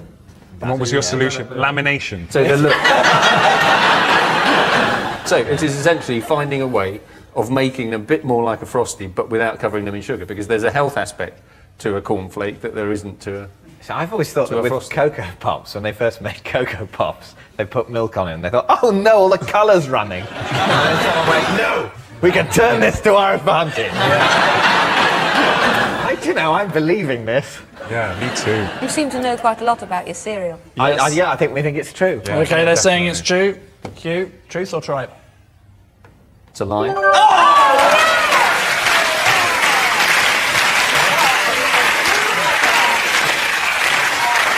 lie. Kellogg's did not offer Hugh a job in their development department. The elusive goal of modern breakfast cereal manufacturing is to try and raise the sugar content above its current level of 115%. Our next round is called Ring of Truth, in which I read out some celebrity facts. Our teams decide if they're true or not, and our audience sit there waiting for it all to end. David's team is the first. Wayne Rooney and Colleen McLaughlin got engaged in a petrol station. Is that true? Wayne Rooney is a man whose skills are vastly overvalued by our society. He can't even count up to the amount of money he's got. And he's going to do a lot of crazy things. So they went out for Chinese, apparently, and then they decided against it. They pulled into a service station. So they got engaged on the forecourt. And then they went back to Colleen's parents to have corned beef and beans. The whole meal plan of the evening seems very vague. So they were on their way to Chinese, and the sight of a service station distracted them. But then actually the whole glamour of petrol held them up on the forecourt. So then the proposing happens, and then they said, actually, let's not go and queue up with trays. Let's go and impose ourselves on a very strictly catered corned beef and beans evening, meaning that no one has quite enough corned beef and beans. It's typical of the thoughtlessness of the youth of today. They're neither of them that bright, are they? She's launched a perfume, hasn't she? Oh, yes. Called Colleen, and then with a little cross, after which maybe a kiss, or maybe because she can't spell her own surname. I'm not sure which. Yeah. Coleenex.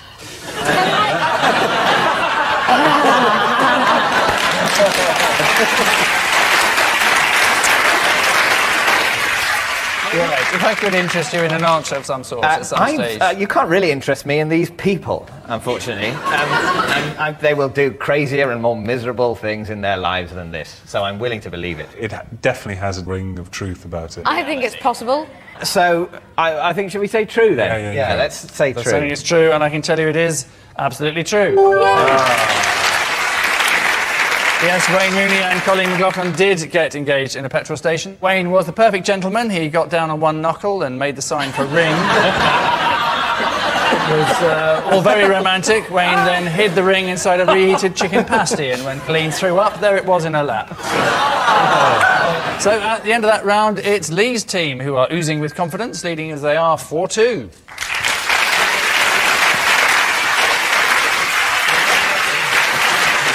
Onward into round 3 then, and the confusingly titled This Is Mine. Each of Lee's team will claim to have a connection with tonight's mystery guest, but only one is telling the truth. The good news for David's team is they therefore have a 33% chance of success. The bad news is that means failure is the more likely outcome. So please welcome tonight's special guest person, Amanda.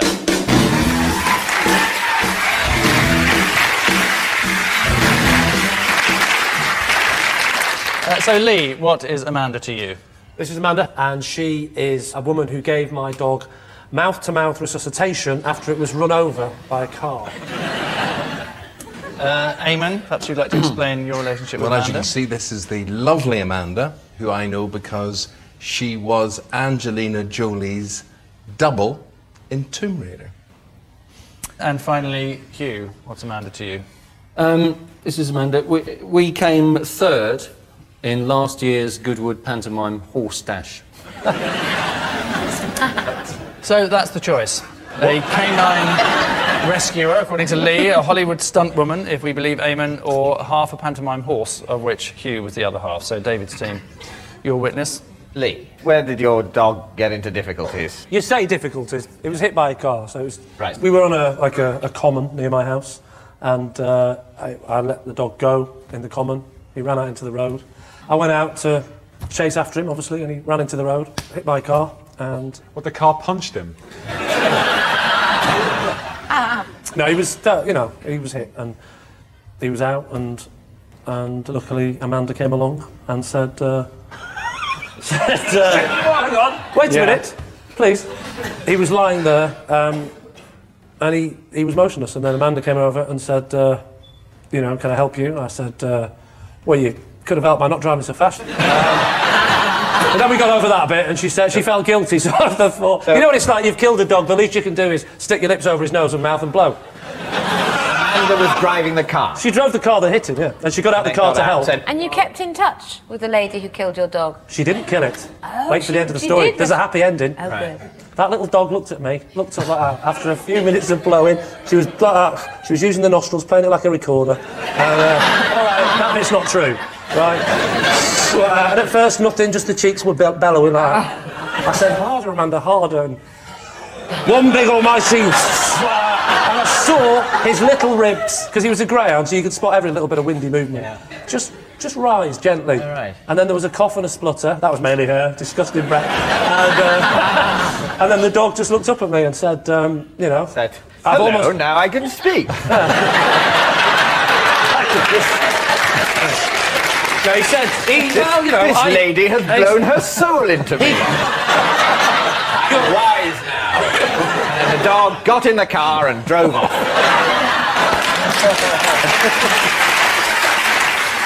What was the make of car? It was a Dalmatian. Oh, car. It was a grey car, I remember that, because I remember thinking, that's ironic, my dog's black and white, combine that and you got a grey car. You said greyhound. It was. Half greyhound, half Dalmatian. Try cross-examining any others. Sorry, Goodwood Pantomime Horse Dash. I haven't heard those words together before. Well, essentially, it is a pantomime horse race. And is that an annual event? Yeah. And it's at Goodwood. How did you and Amanda end up in the same horse? Because Amanda is a friend of my wife, and it was therefore safe for me to be with Amanda. Who was front, who was back? I was back. Were you Bookie's favourite to win? I'm not sure there was much betting on it, to be honest. Who did win? Damon Hill. He was in a car, though. Eamon, how do you know Amanda if she's Angelina Jolie's body double? So I have this thing for Angelina Jolie. Not being able to get close to Angelina, didn't return my calls, my letters, anything. I read about Amanda being Angelina's stunt double. Where did you read about this? Oh, everywhere. It was well publicised. I mean, I remember. It made 5 minutes on my Saturday Morning 5 Live radio programme. It was very good interview to be able to talk and meet up with the woman that would be the nearest I would get to Angelina Jolie. So what kind of stunts did she do then? Well, she jumps a lot. She as a matter of fact, if you watch closely, in Tomb Raider 2, Amanda jumps from an airplane and lands in a jeep as Angelina Jolie. So, yes, that's what she does. What's her surname? Kemp. Hugh, what's her surname? Robertson. Robertson. Lee, don't bother. Where does Amanda live? Amanda lives in Oxford. What's funny about that? I'm sorry. Well, no, actually, I grew up in Oxford, so that it does exist. Yeah. So David's team, is this woman Lee's dog's lifesaver, Eamon's movie star stunt double, or Hugh's other half in the pantomime horse? I have to say, at the moment, what are you thinking at the moment? I would say, having studied Hugh's techniques over the evening, that I think he's telling the truth. And he was trying a sextuple bluff.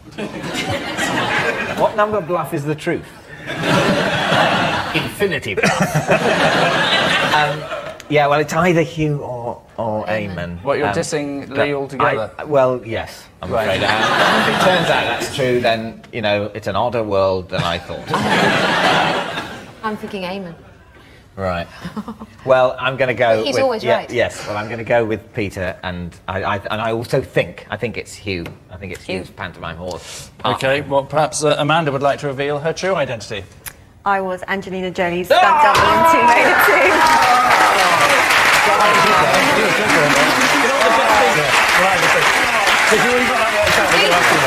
Thank you very much indeed for joining us.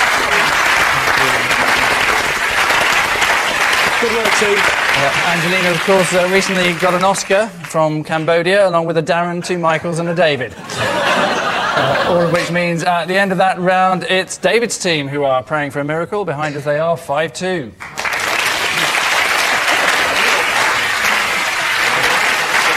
Our final round is quick-fire lies, in which all sense of calm is abandoned in favour of some rapid-fire lying against the clock. As always, our panellists don't know what's written on the cards, and David's team are seriously faltering, so now would be the perfect time to reverse that trend, starting with David. I used to be a tour guide for a hat museum. Where? In Abingdon. Why did they need a tour guide in a hat museum? You were sort of the tour guide stroke person there. How long was the tour? You'd probably get a good sense of the place in about, a very good sense of the place in about half an hour. Can you remember anything at all that you used to say about any of the hats? No. Or a type of hat? No. You can't remember the name of one hat, and you were the tour guide in a hat museum? They had a sort of bowler hat and a top hat, and then they had huge feathery hats. Just by bizarre coincidence, there's someone at the front row with a sort of bowler hat. Could you just pass the hat to David so he can give us a rough description and history of the bowler hat? Thank you very much. Could you give us a rough idea of how you used to do this tour with that hat? Pretend that's hats on a plane. Well, what I would do is I would hold this hat up and then sort of twirl it like that.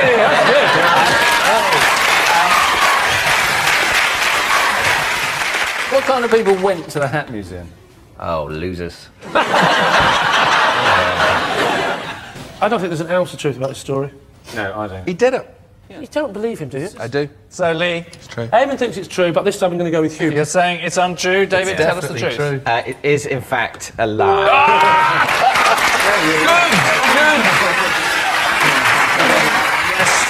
It's a lie. David has never been a tour guide for a hat museum. If you can't imagine what a hat museum is like, then think of a glove museum with half as many exhibits. Next, Olivia.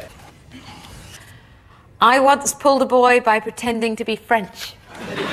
When you say pretending to be French, do you mean with the look, the accent, or the language, or all three? It was dark. Right.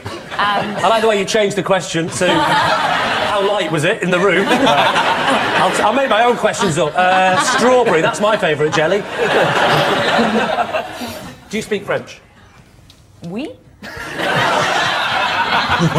And what was his name? What was he called? Johnny. Johnny. What was Johnny's surname? Garlic. Johnny Garlic. What a bizarre coincidence with the French that was. Over there. You didn't think to say, Garlic. hello, I am French, what is your name? Johnny Garlic. I can't think of anything to say now. There's no connection. What point did he work out that you weren't French? The next day, when I told him I wasn't French. The next morning, you mean? No, it wasn't like that. I mean, he was at the same beach the next day. Where was this? By the sea. You missed out the middle word. In what by the sea? Cornwall by the sea. And were you... There's a place called Cornwall on Sea. Where in Cornwall? Where in Cornwall? Yes, where in Cornwall? It's right by the sea. So what was your opening line? What was your chat-up line? Hello. What was the second one? Hello again. Do you want to see the Madonna with the big boobies? I tend to believe it's not. You don't think it's true? I think it's what do you nonsense. think, Eamon? I think she looks French, and therefore I think she's double bluffing. I think it's true. You think it's true? You think it's a lie? OK, we'll say it's true, shall we? Yeah. OK, Olivia, are you lying through your teeth? It's true.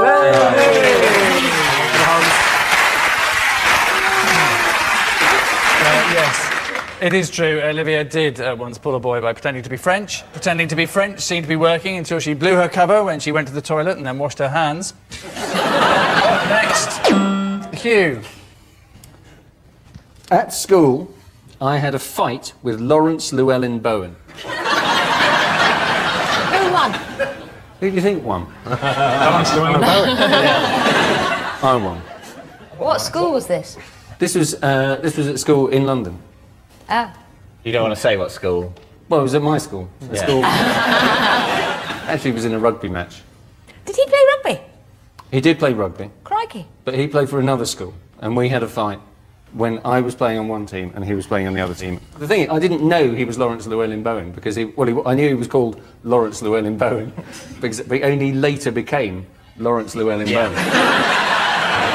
OK, so David, you're going to have to come to a decision as to whether Hugh is telling the truth or not. I think it sounds plausible, but I think it sounds too plausible. Oh. So I think he's lying. So plausible, it's untrue. Yeah. The only thing is, Lawrence Llewellyn Bowen, I've never met him, but is he not quite slight? He's very tall. Is he Very big man. You're on the other team. You could say anyone. Ronnie Corbett, huge man. Ronnie Corbett is a huge man. That's an optical illusion. He's about 6'4", 6'5". It's only because Ronnie Barker was the largest man who ever lived.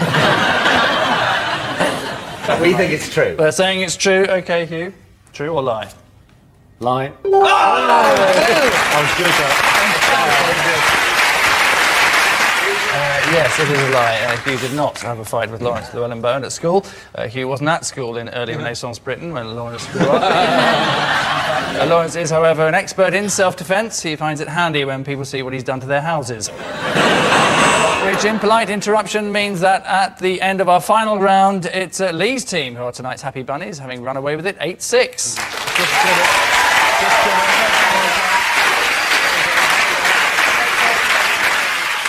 We leave you with the news that people are more likely to lie to you in emails than when talking to you face-to-face, which rather suggests that the Nigerian Brigadier Matubu Onkamawi, who is due to be transferring $84 million into my bank account any day now, may not be a man of his word. Good night.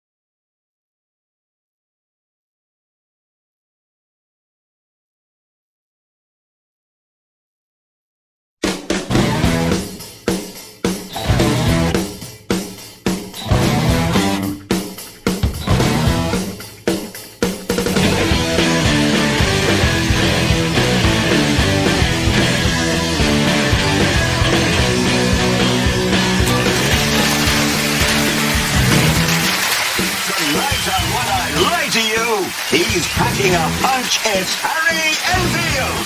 She's packed a lunch, it's Claudia Winkleman. And their team captain, David Mitchell. And facing them tonight, she's practically royalty, it's Tara Palmer-Tompkinson. He's got a Netto loyalty card, it's Dave Spikey. And their team captain, Lee Mack. But now, rest busting your head with screams of excitement for your host, Angus Deaton.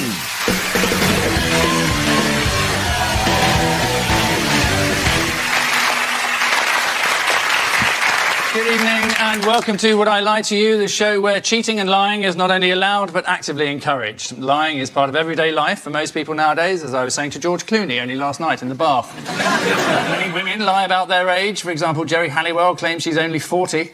Pinocchio, of course, was a compulsive liar who suffered from woodworm, sort of child's version of Heather Mills, if you like. Which brings us inexorably to round one, Home Truths, in which our panellists read out a statement about themselves from a card laying before them. At this moment in the passage of time, they've no idea whether they'll be reading a genuine truth or a hideous lie made up earlier today by a crack team of YTS trainees. The opposing team then use any means at their disposal, with the exception of blackmail and light sexual favours, to determine whether or not they're being lied to. Tara is first to surprise us all tonight. Your home truth, if you would. My home truth is that I have eaten a diamond. Why? I didn't mean to. I was at a restaurant in Paris and a guy put it in my pudding and he was so rat-arsed by pudding he forgot to tell me and I ate the whole thing. Was this in a restaurant? Yes, it was in a restaurant and in he Paris. put it in your pudding? Yeah. But by the time you got to pudding, he was too rat-arsed to remember. In restaurants, they don't prepare pudding at the beginning of the meal and allow you to have a look at it and pop a diamond in it so that later on... None of this adds up. I'm sitting next to Quincy. He went... He said to the people before, look, I want to surprise her, so can you put this diamond in her pudding? So he gave them the diamond in And then we had a row and he got rat-arsed and then I ate the diamond. End of. Right. At what point did he remember that he'd put this diamond in your pudding? Was it just after you'd eaten No, it wasn't just after. It was on the way back to while we were walking along the Seine. Still arguing. And then he went, oh, Jesus Christ!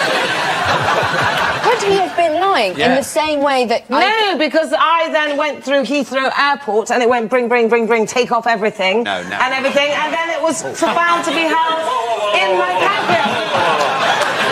They're called metal detectors, not diamond detectors. Yeah, but it's on metal. David, what are you veering? Well, there are a lot of holes in the story, but then, you know, maybe Tara's just told it in a flaky way. See, double bluff. I think it's... What? I know. Look, There's I a lot heard you out there laughing at me. However, I think... Sure, there were areas where it didn't make sense. The metal detector, let it go. The bottom line is, I bet you it's true. Yeah, but I think it's the crafty kind of thing the researchers would have thought, what's the kind of stupid, tough thing? I'm going to go, it's a lie. He's saying it's a lie. He's overruling Claudia. Tara, fact or fantasy? It's true. Oh, Tara, it's actually true.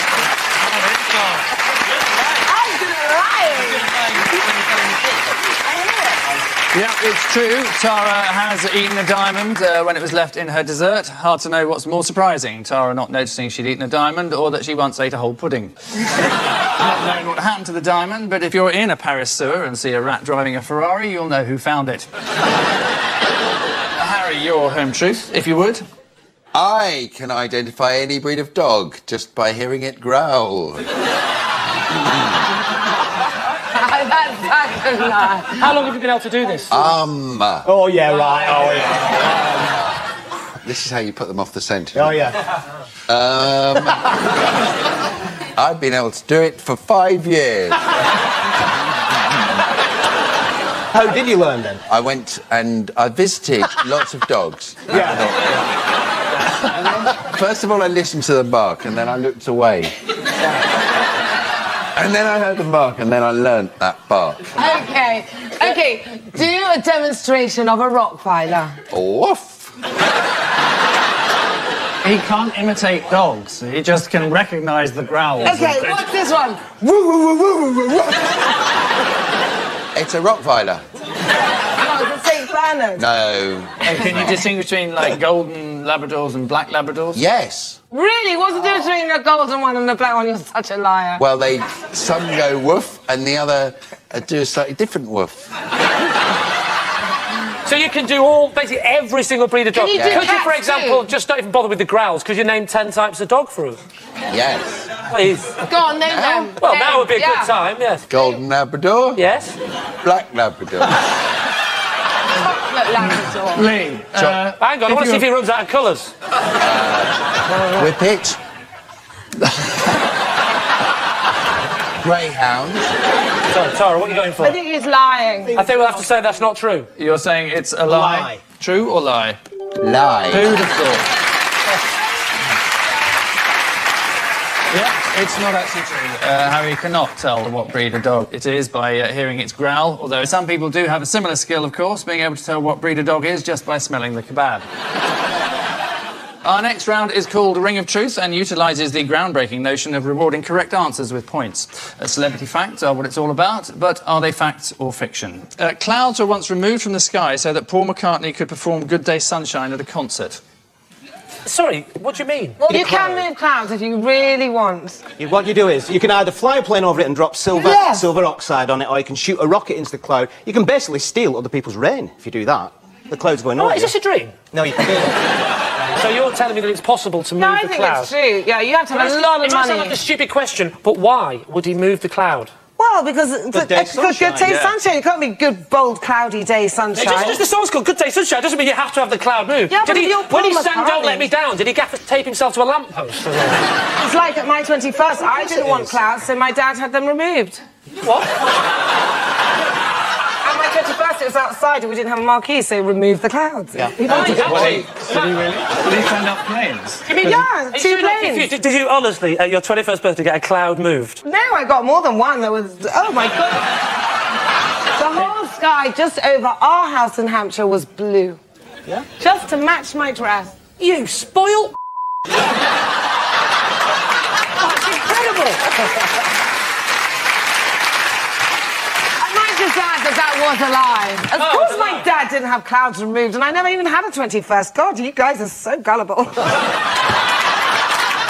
The sun slightly shifted to the right, but not the left. Tara, why have you started lying to your own team? Lying is a skill that's useful in this game, but you've found a way of using it that doesn't help you. It's called weather modification, is what they call it. What I don't understand about that is Paul McCartney is doing this concert for money, isn't he? He's doing a musical tour for money. Yes. That's his job. People are going to turn up to watch him sing Good Day Sunshine, whatever the weather. Why is it worth his while to spend $40,000 getting rid of the clouds? You're going to ask the crowd, look, I've got 25 grand here. We can either get rid of the clouds or it's vodka for everyone. It's always sunny when you're pissed. But to your answer. The fact is, you definitely can do it. The question is, did Paul McCartney have it done No, for this one honestly, day and they song? were removed at my 21st. I just didn't like You it when you did, said really? spoiled bitch, but so I lied. But yeah, it was a double bluff. But yeah, I think You they did were have it done, removed. really? Yeah. Okay, well, so we can keep it in, because I don't want to lose that story. I'd like to redress my comments. No, it's true. That's a really good idea. Well done for being so wealthy. Did you really have that done? Yeah, you could do it. You don't need a big old Gulfstream, just a little plane. To be honest, actually, it's not a thing about being rich. It's slightly to do with being rich. If you get a plane to move a cloud, it doesn't, I'm saying it doesn't have to be a Learjet. I mean, we live on a farm. As opposed to these council estate Cessna-like aircraft, you mean? I think some of the problems of drought in Africa have been caused by too many people having 21st birthday parties too close to each other. So, David, what are you thinking? I think it's eminently plausible, unless my team overrules me. Well, I'm going to remain silent, and if you're wrong, I'm going to really be furious with you. So, no pressure. They're saying it's true. Lee? Well, what do you think, Tara? What are we saying? I think it's true. Okay. He mustn't use my plane. I think it's absolute rubbish. Well, I'm going to go with Tara, because if she knows about moving weather, I'm going to go with that. You want to marry me now? Can I just say, hand on heart, without a hint of irony, you are, without doubt, the most frightening person I've ever met.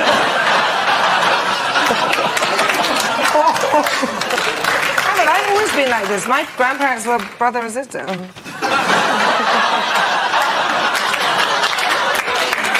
That's more extraordinary than any fact we've had on the show so far.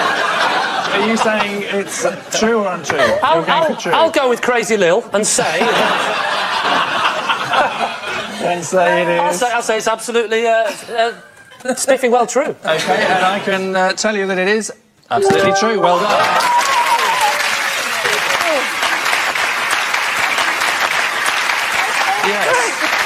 Yes, it's true. Paul McCartney did have clouds removed so he could perform Good Day Sunshine at a concert. Later that same concert, the audience asked to have its ears removed before he performed the frog chorus. And so, at the end of that round, it's Lee's team who are the cream of the crop, leading as they do 3-2. This round goes by the strangely decimated title of This Is My. Each of Lee's team will claim to have a close association with our special guest person. Each of David's team will then interrogate, cajole, bully and finally identify the member of Lee's team who is telling the truth. So please welcome this week's special guest person, Dave.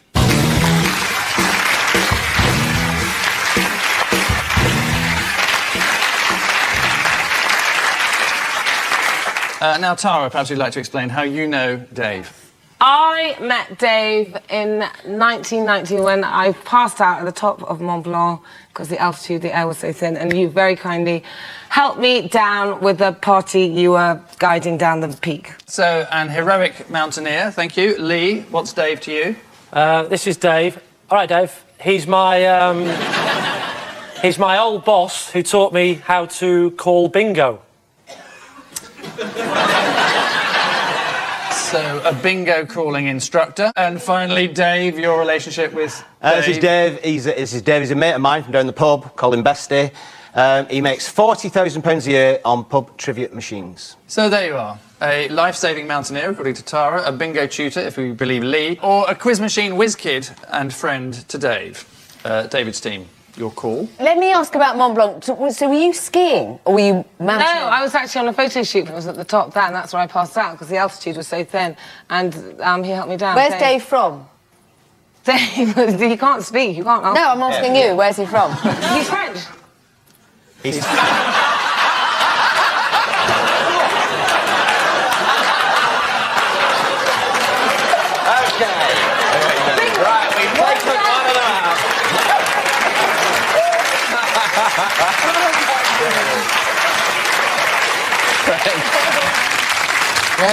Where was Dave or Dave? No, Le Dave. Le Dave. Where was Le Dave, your boss? Dave, the boss, was working in the bingo hall. I wanted to talk bingo. I want to give you some numbers. Do it. Any of your life. What? 86. 86, yes, that's in bingo. Do a bingo call thing after it. 8 and 6. 86. It's not hard. I've got a system for all of them. 8. Oh, you mean the little rhymes? The rhymes they do? Yeah. Okay. Oh, I see. Yeah. The Garden Gate, number 8. 72. Look at my shoe, 72. 89. Oh, look, the weather's fine. It used to be cloudy, but luckily we got Tara's plane to blow the clouds away. Look at it now, it's very fine, 89. So, is he called Bestie? Bestie. He's called Bestie because he lives off bacon, egg, sausage and tomato. Oh, he doesn't look like a man who lives off bacon, egg, sausage and tomato. I look like a man who lives off bacon, egg, sausage and tomato. And, you know, even I've been known to have some fruit, so... 6 years ago. Wait, Dave's friend Dave makes 40 grand a year from... What's his favourite subject? It's just general knowledge, I think. You think? I think so, yeah. I don't follow him round. I just happen to know. Where does I think you're telling... Oh, no. 37. Come here. I know. I think you. Get the hang of it. Does he declare his earnings to the Revenue and Customs? If not, what's he doing on television? I know about gambling from the bingo days. You don't pay tax on winnings and gambling, you pay it before you bet. So for every 10 pence that's put in the machine, if that was true, which it isn't because the bingo's true, a penny of it would be for tax. I don't think any of them have met him. None of them. Yeah, it turns out to be Angus's nephew, is that what you're saying? It would be an interesting twist. Angus, give us a little clue. Well, I can't really, other than saying that it's either Tara's mountaineering marvel, Lee's bingo expert, or Dave's trivia king. I think it's Dave's, mate. I heard about people making money from fruit machines, but not quiz machines. I think the most likely story is Lee's at the moment. And you don't seem to be considering Tara's at all. We don't absolutely know Tara's wrong. You don't absolutely know, but I think the clue was what she said to Dave. I think you're telling the truth. That could be me just bluffing. Not now you've said that. Tara could be playing this game on a higher level than any of us. Right. Whatever you say. I'm going to go. I think it's Lee's bingo calling boss. Dave, special guest Dave, would you like to tell us exactly who you are? I'm Lee's ex-boss, and I taught him how to be a bingo caller.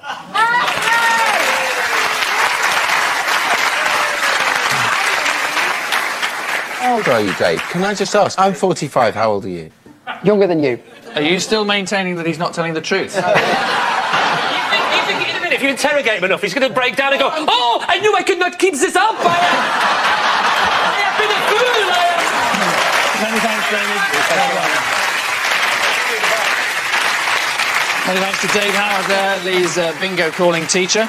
The main skill of a bingo caller is to keep a smile on your face at all times, even as you're overwhelmed by the stench of lavender and urine. So, at the end of that round, a quick glance at the scores tells us Lee's team, who are starting to flounder hopelessly, struggling as they are, 5-3. And so, to Telly Tales, this week our area of specialist interest is Tomorrow's World, the show that predicted the way all our lives would be in the future, although strangely didn't foresee that we would be living our lives without the television programme Tomorrow's World. OK, Harry has an intriguing piece of information loosely related to this. The flamboyant Prendeville takes the cue ball and places it for his opponent, the world champion of the year 2000. About to pick up the cue ball.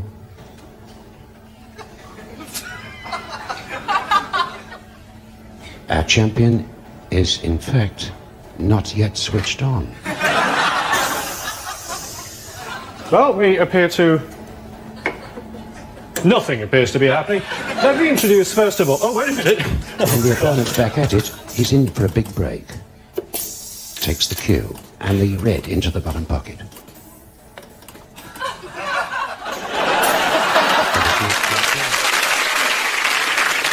A flawless piece of broadcasting, a cheap robot, a snooker ball that has to pot, and all on live television. Who'd have thought anything could possibly go wrong? But what's Harry's related fact, Harry? One episode showcased a toaster connected to the internet that burned a weather forecast into your toast. It's too much information for my brain to digest. The toaster does... It dials up the internet and your toast pops out with a cloud, sun or raindrop symbol on it. I think it's symbol on the toast, right. I mean, I'm guessing that, sailors aren't using it, are they? There's a big thing we've got to get right with the weather, otherwise we could all die. Don't worry, check in on the old World Service. No. I've got a toaster. Little sun symbol. Let's get out there. Never seen again? Yes, I mean, not a very detailed weather forecast. Yeah, this sounds like an ITV weather forecast, what I'm hearing. Sunny! Not sunny! Sponsored by Powergen. It was voted one of the 80 most important ideas of 2001. Yeah, I think it's really good. You think it's true? Yeah, definitely. Tara, you got a machine that dries you when you come out of the shower. Yeah, I do actually. How do you know that? The Filipino boy told him. It's what? It's just air. It just counts like a whole room. It just air you. Well, most people have there. air in their bathrooms. Hey, what's the it's problem very with towels? unhygienic to dry with towels, apparently. Right. How many people die of towel-related disease? I mean, this is a level of hygiene that clearly doesn't actually matter. No, let me tell you. Like when they say there are more germs on your chopping board than are on your Lucy. Well, if that's so, it clearly doesn't matter, does it? Because they don't do anything And to I you. can say before you shoot me, I didn't design my bathroom. Someone else put the air in. OK, we're going to push you for an answer. I'm going to let Tara make the decision. True. But you are team captain. Your word is final. Yeah. OK, that's true. Yeah, because he follows. I've got him under my spell. Let's see if they are remotely correct. It is a true. It's a truth. Yes, it's true. Tomorrow's World did feature a toaster that burned the weather forecast onto your toast, and proof, if proof were needed. let's see what we can expect from the weather. It's a prototype, so I have to help it a little bit. A bit cloudy that side, but this is the side that matters, and look, tomorrow it is going to be cloudy. That is shit. That is really shit. I imagined how it would be, and I imagined it about 10 times better than that. Tell you what, doesn't it look more like, uh-oh, looks like there's going to be an atom bomb dropped on us. Again. No, I think it's brilliant. That could become addictive every morning. Oh, I wonder what it's going to be. Don't open the curtains, let's wait. And then it comes out. It makes life fun. That doesn't sound like you have to struggle to make things fun. That's fun. Ooh, I can't wait till a vague shape on my toast gives me a shit idea of what the weather might be like. Then I'll open the curtains, it'll be different, and that'll be fun. So at the end of that round, it's David's team who are beginning to feel the heat behind as they are 6-5.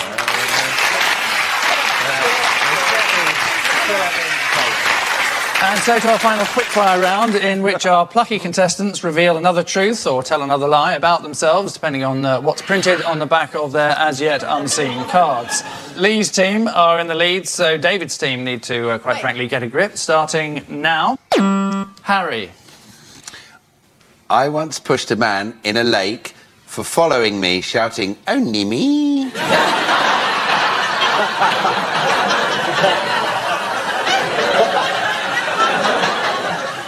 I really hope this is true. Which lake, Harry? Were we on tour or was it? It was a lake in Cumbria, but it wasn't Windermere. So how exactly did you push him? He was in my private area, if you know what I mean. I don't, you know.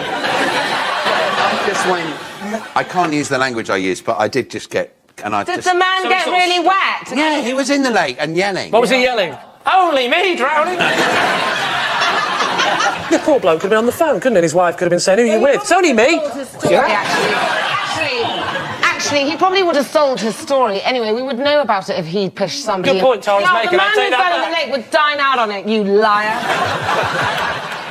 Making a decision is probably the best way of progressing. A lie. It's a lie. Are you going for lie? Lie, yeah. Dave? Lie. OK, I'll go with my teams and say that is an absolute lie. He's saying it's a lie. Ah. Misery. Hi! It is a lie. Complete rubbish. Yeah, it's a lie.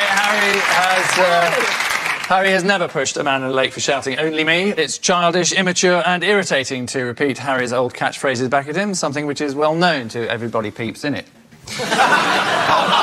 Next. Dave.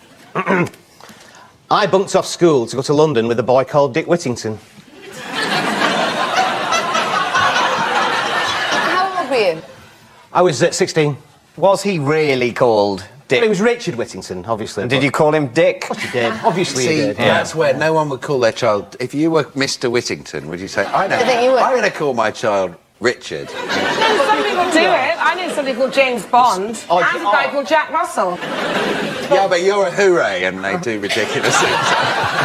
What did you do in London? Why did you bunk Well, he off? just said that his uncle knew the Beatles. They were on doing a public appearance in Carnaby Street, opening I don't know what. And if we went down, he could get us a ticket, we'd get in and we'll meet the Beatles and he'll sign his autograph. Was he your best friend at school? No, he wasn't really. He had the chip shop, he always smelt of chips. You just asked what was the name of the fish and chip shop. Was it called Whittington? It's called Chippy's Place. Chippy's Place. You know, Plaice. Yeah. I can't believe that a man is sitting here saying that he went with his mate Dick Whittington, who owned a chip shop, to London to see the Beatles, and your question is, what was the chippy called? You're going to have to come to some kind of decision. Ask your teammates. I'm going to abstain. I will announce in my official capacity as captain the decision that Claudia and Harry make. Because the nerves are getting to me too much. Anyone, of course, I think it's true. I think it's true. I think it's true. I think it's true. Actually, I think it's true. I think it's true. Right. I don't know is the answer. That doesn't help you. So it's all down to you, Harry. Okay, let's say lie. It's a lie. They're saying it's a lie. It's absolutely nonsense. Yes, there you are. It is complete rubbish. Dave did not bunk off school to go to London with a boy called Dick Whittington. Luckily, Dave realised in time that the streets of London weren't actually paved with gold, but with chewing gum and dog shit. Next. Claudia. Oh, hello. Hi. I wrote to Jim will Fix It asking to meet ABBA. they wrote back offering the chance to see how the blue bits were made in cheese. Did you explain why they did that? Yes, they did, and I'll tell you for why. Because somebody was interested in the blue bits in the cheese. I'd like to throw in the word Stilton at this point. Okay. And that person had a cold. And so they had an opening. They had an area of the factory somebody could go in, or where they make cheese, with the cows. Cows, yeah. The cows provide the milk. They don't manufacture it. So basically, what you're trying to convince us in this story is that you've written off to want to see ABBA. I did. And he said, would you be interested in doing the cheese thing instead of the ABBA thing? I did. Yes. And you've got back and said you don't want to do that. Oh, well, I politely declined. Well, you Claudia, would, you're such a bad liar. I don't believe a word of it. So you didn't go? And you never met ABBA? I never met ABBA, and I didn't meet the cheese people. And you never got a Jim or fix it bad? No. Lee, a decision of some sort. Tara, what do you think? I think Claudia's lying. And what are you basing that on? I just know Claudia. I think it's accepted. I think, yes, that she probably wrote and wanted to see ABBA, but they wouldn't offer you cheese. Yeah, exactly. That's the bit I'm doubting, it's the cheese bit. Should we go with the lie then? Yeah, I'll go for the lie. I think Claudia might be lying. OK, Claudia. OK. Truth or lie? I will tell you. OK. It is actually true. Ah, you're so good. It's completely true. Yes, it's true. Claudia did ask Jim will fix it if she could meet ABBA, but was instead offered the chance to see how the blue bits were made in cheese. So Jimmy's quite keen on seeing how blue mouldy bits develop. That's why he stayed with his mum so long after she died. The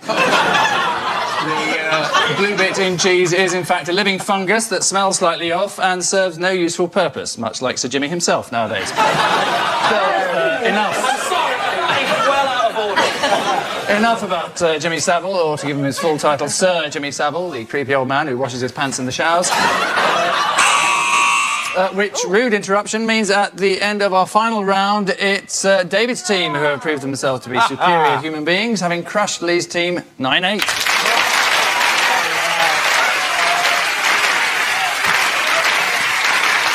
So, night-long celebrations for David's team, the joy of having taken part for Lee's team. And we leave you with a reminder that according to a recent survey, the 3 most commonly told lies are the cheques in the post, your hair looks just fine, and I was only trying to perform the Heimlich manoeuvre, officer. Good night.